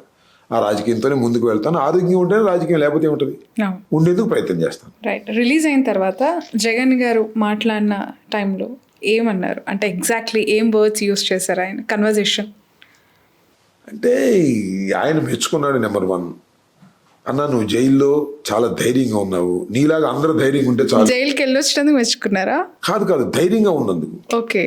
జైల్లోకి వెళ్ళినప్పుడు నువ్వు ధైర్యంగా ఉన్నావు, నీలాగా అందరూ ధైర్యంగా ఉండాలని నేను కోరుకుంటున్నాను. దేన్ని లెక్క చేయొద్దు మనం. ఓకే. తోలు కాస్త మందం చేసుకోండి అంతే, జరుగుతూ ఉంటాయి ఇలాంటివి అనేటువంటి ఒక ఉత్సాహాన్ని, అన్నిటికన్నా మించి నేను జైలు నుంచి రాకముందే నా ఇంటికి రావడం, నా భార్య పిల్లల్ని పలకరించటం, ఒక మంచి సందేశాన్ని జగన్మోహన్ రెడ్డి గారు ఇవ్వటం ప్రపంచానికి తెలిసినటువంటి అంశమే. నేను వచ్చిన తర్వాత నన్ను కూడా ఆయన మంచిగా చూసుకున్నాడు. రాబోయే కాలంలో నాకు ఈ దాడి జరుగుతున్నప్పుడు ఆయన ఫోన్ చేశాడు. దాడి జరుగుతుంది బహుశా 7:30కి అనుకుంటాను. ఫోన్ చేసి నాతో 20 minutes మాట్లాడారు. అన్నా నువ్వు భయపడమాక, ఏమి కంగారు పడొద్దు, మళ్ళా తిరిగి మన ప్రభుత్వం అధికారంలోకి వస్తుంది, నువ్వు అధైర్యపడొద్దు, దేన్నైనా ఎదుర్కో, అసలు మనోళ్ళందరికీ నేను చెప్తాను, మళ్ళా మనోళ్ళు కూడా గ్యాదర్ అవ్వాలి, ఇదేంటి అన్యాయం అని కూడా అన్నాడు ఆయన. ఆయన అందరికీ చెప్పారు. కొంతమంది గ్యాదర్ అయ్యే ప్రయత్నం చేసినా కూడా పోలీసులు కొట్టేశారు. ఇది జరిగిన విషయం. ఓకే. సో జగన్ గారిలో మీరు అంటే వయసు రీత్యా చిన్న అయినా కూడా ఏం నేర్చుకుంటారు సార్? ఎక్కువగా దేనికి ఇంప్రెస్ అవుతూ ఉంటారు? అంటే మీరు చాలా లాంగ్ జర్నీ కదా, సుదీర్ఘంగా. ఆయన క్రమశిక్షణ అండి. 11 అంటే 11కి వచ్చేస్తాడు, మేము రాలేము. ఉదయం లేస్తాడు, ఎక్సర్సైజ్ చేస్తాడు. ఆయనకి నాకు తెలిసి ఏ బ్యాడ్ హ్యాబిట్ లేదు. అది చాలా విచిత్రం. ఈ రోజుల్లో యంగ్స్టర్స్లో ఏ బ్యాడ్ హ్యాబిట్ లేనటువంటి వ్యక్తి జగన్మోహన్ రెడ్డి గారు. అందువల్ల ఆయన చూసి మనం నేర్చుకోవాల్సింది మేము ఇంకా నేర్చుకోలేము ఆయన నుంచి. మేము అప్పటికే అన్ని దారి తప్పి ఉన్నటువంటి వ్యక్తులం కాబట్టి మేము నేర్చుకోలేము. ఆయన దగ్గర ఏ ఒక్క బ్యాడ్ హ్యాబిట్ లేదు. క్రమశిక్షణ కలిగినటువంటి వ్యక్తి. ఉదయాన్నే లేస్తాడు, ఎక్సర్సైజ్ చేస్తారు, టైంకి తింటాడు, లేకపోతే జ్యూస్ తాగేస్తాడు, మంచి ఆహారం తీసుకుంటాడు. మంచి ఆహారం అంటే వెరీ లిమిటెడ్ ఫుడ్ మాత్రమే తీసుకుంటాడు. చాలా చిత్రంగా ఉంటుంది ఆయన. చూసారా ఎప్పుడైనా? ఒకసారి ఆయనతో కలిసి భోజనం చేసాం. నేను అమరు ఆయన కలిసి భోజనం చేసాం. ఆయన అన్ని కూరగాయ ముక్కలు, ఎగ్ అవి తింటాడు. చాలా సింపుల్గా ఉంటుంది ఆయన ఫుడ్ అంతా. అవి మీరు తినలేరు.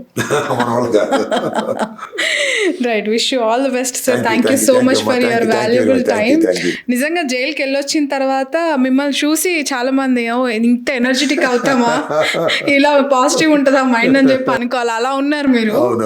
ఒక్కసారి అక్కడ దాంట్లో కూర్చొని మేనరిజం ఇచ్చారు కదా, ఒకసారి అది ఇవ్వండి సార్, ఎందుకంటే చాలా స్టైల్ ఉంది. అది స్టైల్కి వచ్చింది కదా. నా ఉద్దేశం ఏంటంటే అసలు నేను అలా ఇచ్చింది ఎందుకు అనేది ఇక్కడ ప్రశ్న. చాలామంది అడుగుతారు. చాలామంది మీలాగానే కుర్రోళ్ళు అన్న ఒకసారి అని అంటారు. నేను అన్ను. ఎందుకంటే నేను ఆ రోజున ఏమీ మాట్లాడలేని పరిస్థితి. నాకు మీరైనా లేకపోతే ఇంకొక విలేకరులు కానీ జర్నలిస్టులు కానీ వస్తే నన్ను మాట్లాడనివ్వనటువంటి పరిస్థితి.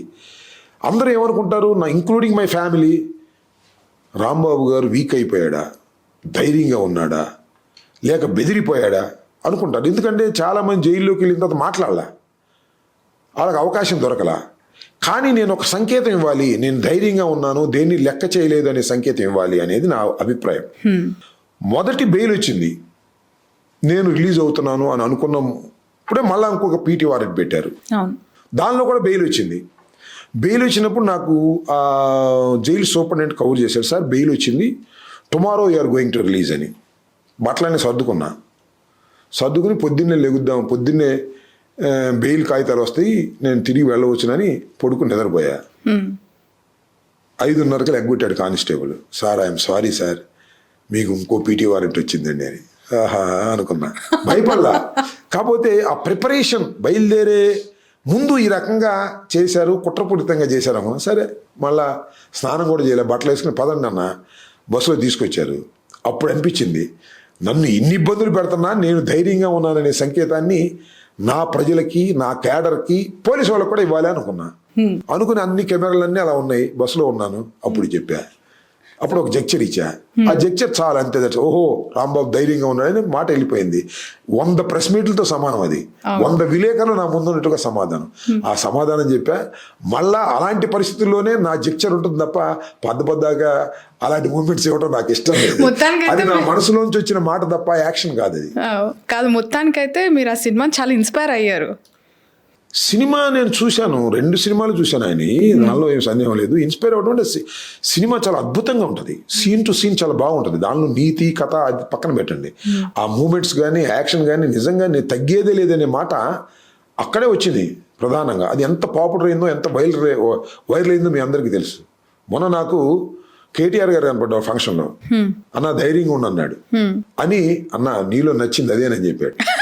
ఆ తగ్గేది లేదన్నా, అదే నచ్చిందన్న నాకు అని కూడా అన్నాడు ఆయన. అసలు ఆయన పేరేంటి, పుష్పలో హీరో అల్లు అర్జున్ గారు. అల్లు అర్జున్ మర్చిపోయారేమో కానీ నీది వైరల్ అవుతుందన్న అన్నాడు. So that is good side. Thank you sir, thanks. చాలా లెందీ టైం ఇచ్చారు మాకు, చాలా పెద్ద ఇంటర్వ్యూ ఇచ్చారు. Wish you all success, wish you all the best. తొందరలో మహిళా పక్షపాతిని కాబట్టి మీ కూతుర్ని రాజకీయాల్లో తీసుకురావాలని కోరుకుంటా. ఎందుకంటే మేల్ డామినెన్స్ రాజకీయాలు కొంచెం తగ్గాలి అని స్ట్రాంగ్ గా కోరుకుంటా నేను. అందుకని చాలా తరాలు పట్టింది. మీ పాపకి ఆల్ ది బెస్ట్. నిజంగా చెప్తున్నాను.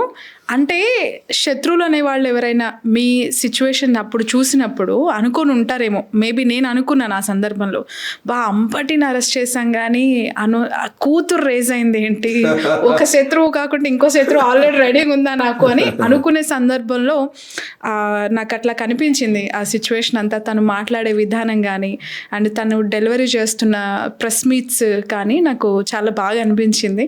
అందుకే బీయింగ్ ఏ జర్నలిస్ట్ అది అప్రిషియేట్ చేయాలనిపించింది నాకు. Thank you sir, thanks. ఇది అంబటి రాంబాబు గారితో స్పెషల్ పాడ్కాస్ట్ ఇంటర్వ్యూ. మరొక గెస్ట్ తో మళ్ళీ కలుద్దాం. That's all for now. తల్లిదండ్రులు కావాలని మీ కలని నిజం చేసుకోండి. 49 లో ఫ్రీ అల్ట్రాసౌండ్ స్కాన్ మరియు ఫ్రీ స్పెషలిస్ట్ కన్సల్టేషన్. కేవలం 999 కి fertility assessment package, AMH test మరియు వీర్య పరీక్ష. ఇప్పుడే కాల్ చేయండి 8977738819. 49 అంటే సంతానం, 49 అంటే సంతోషం.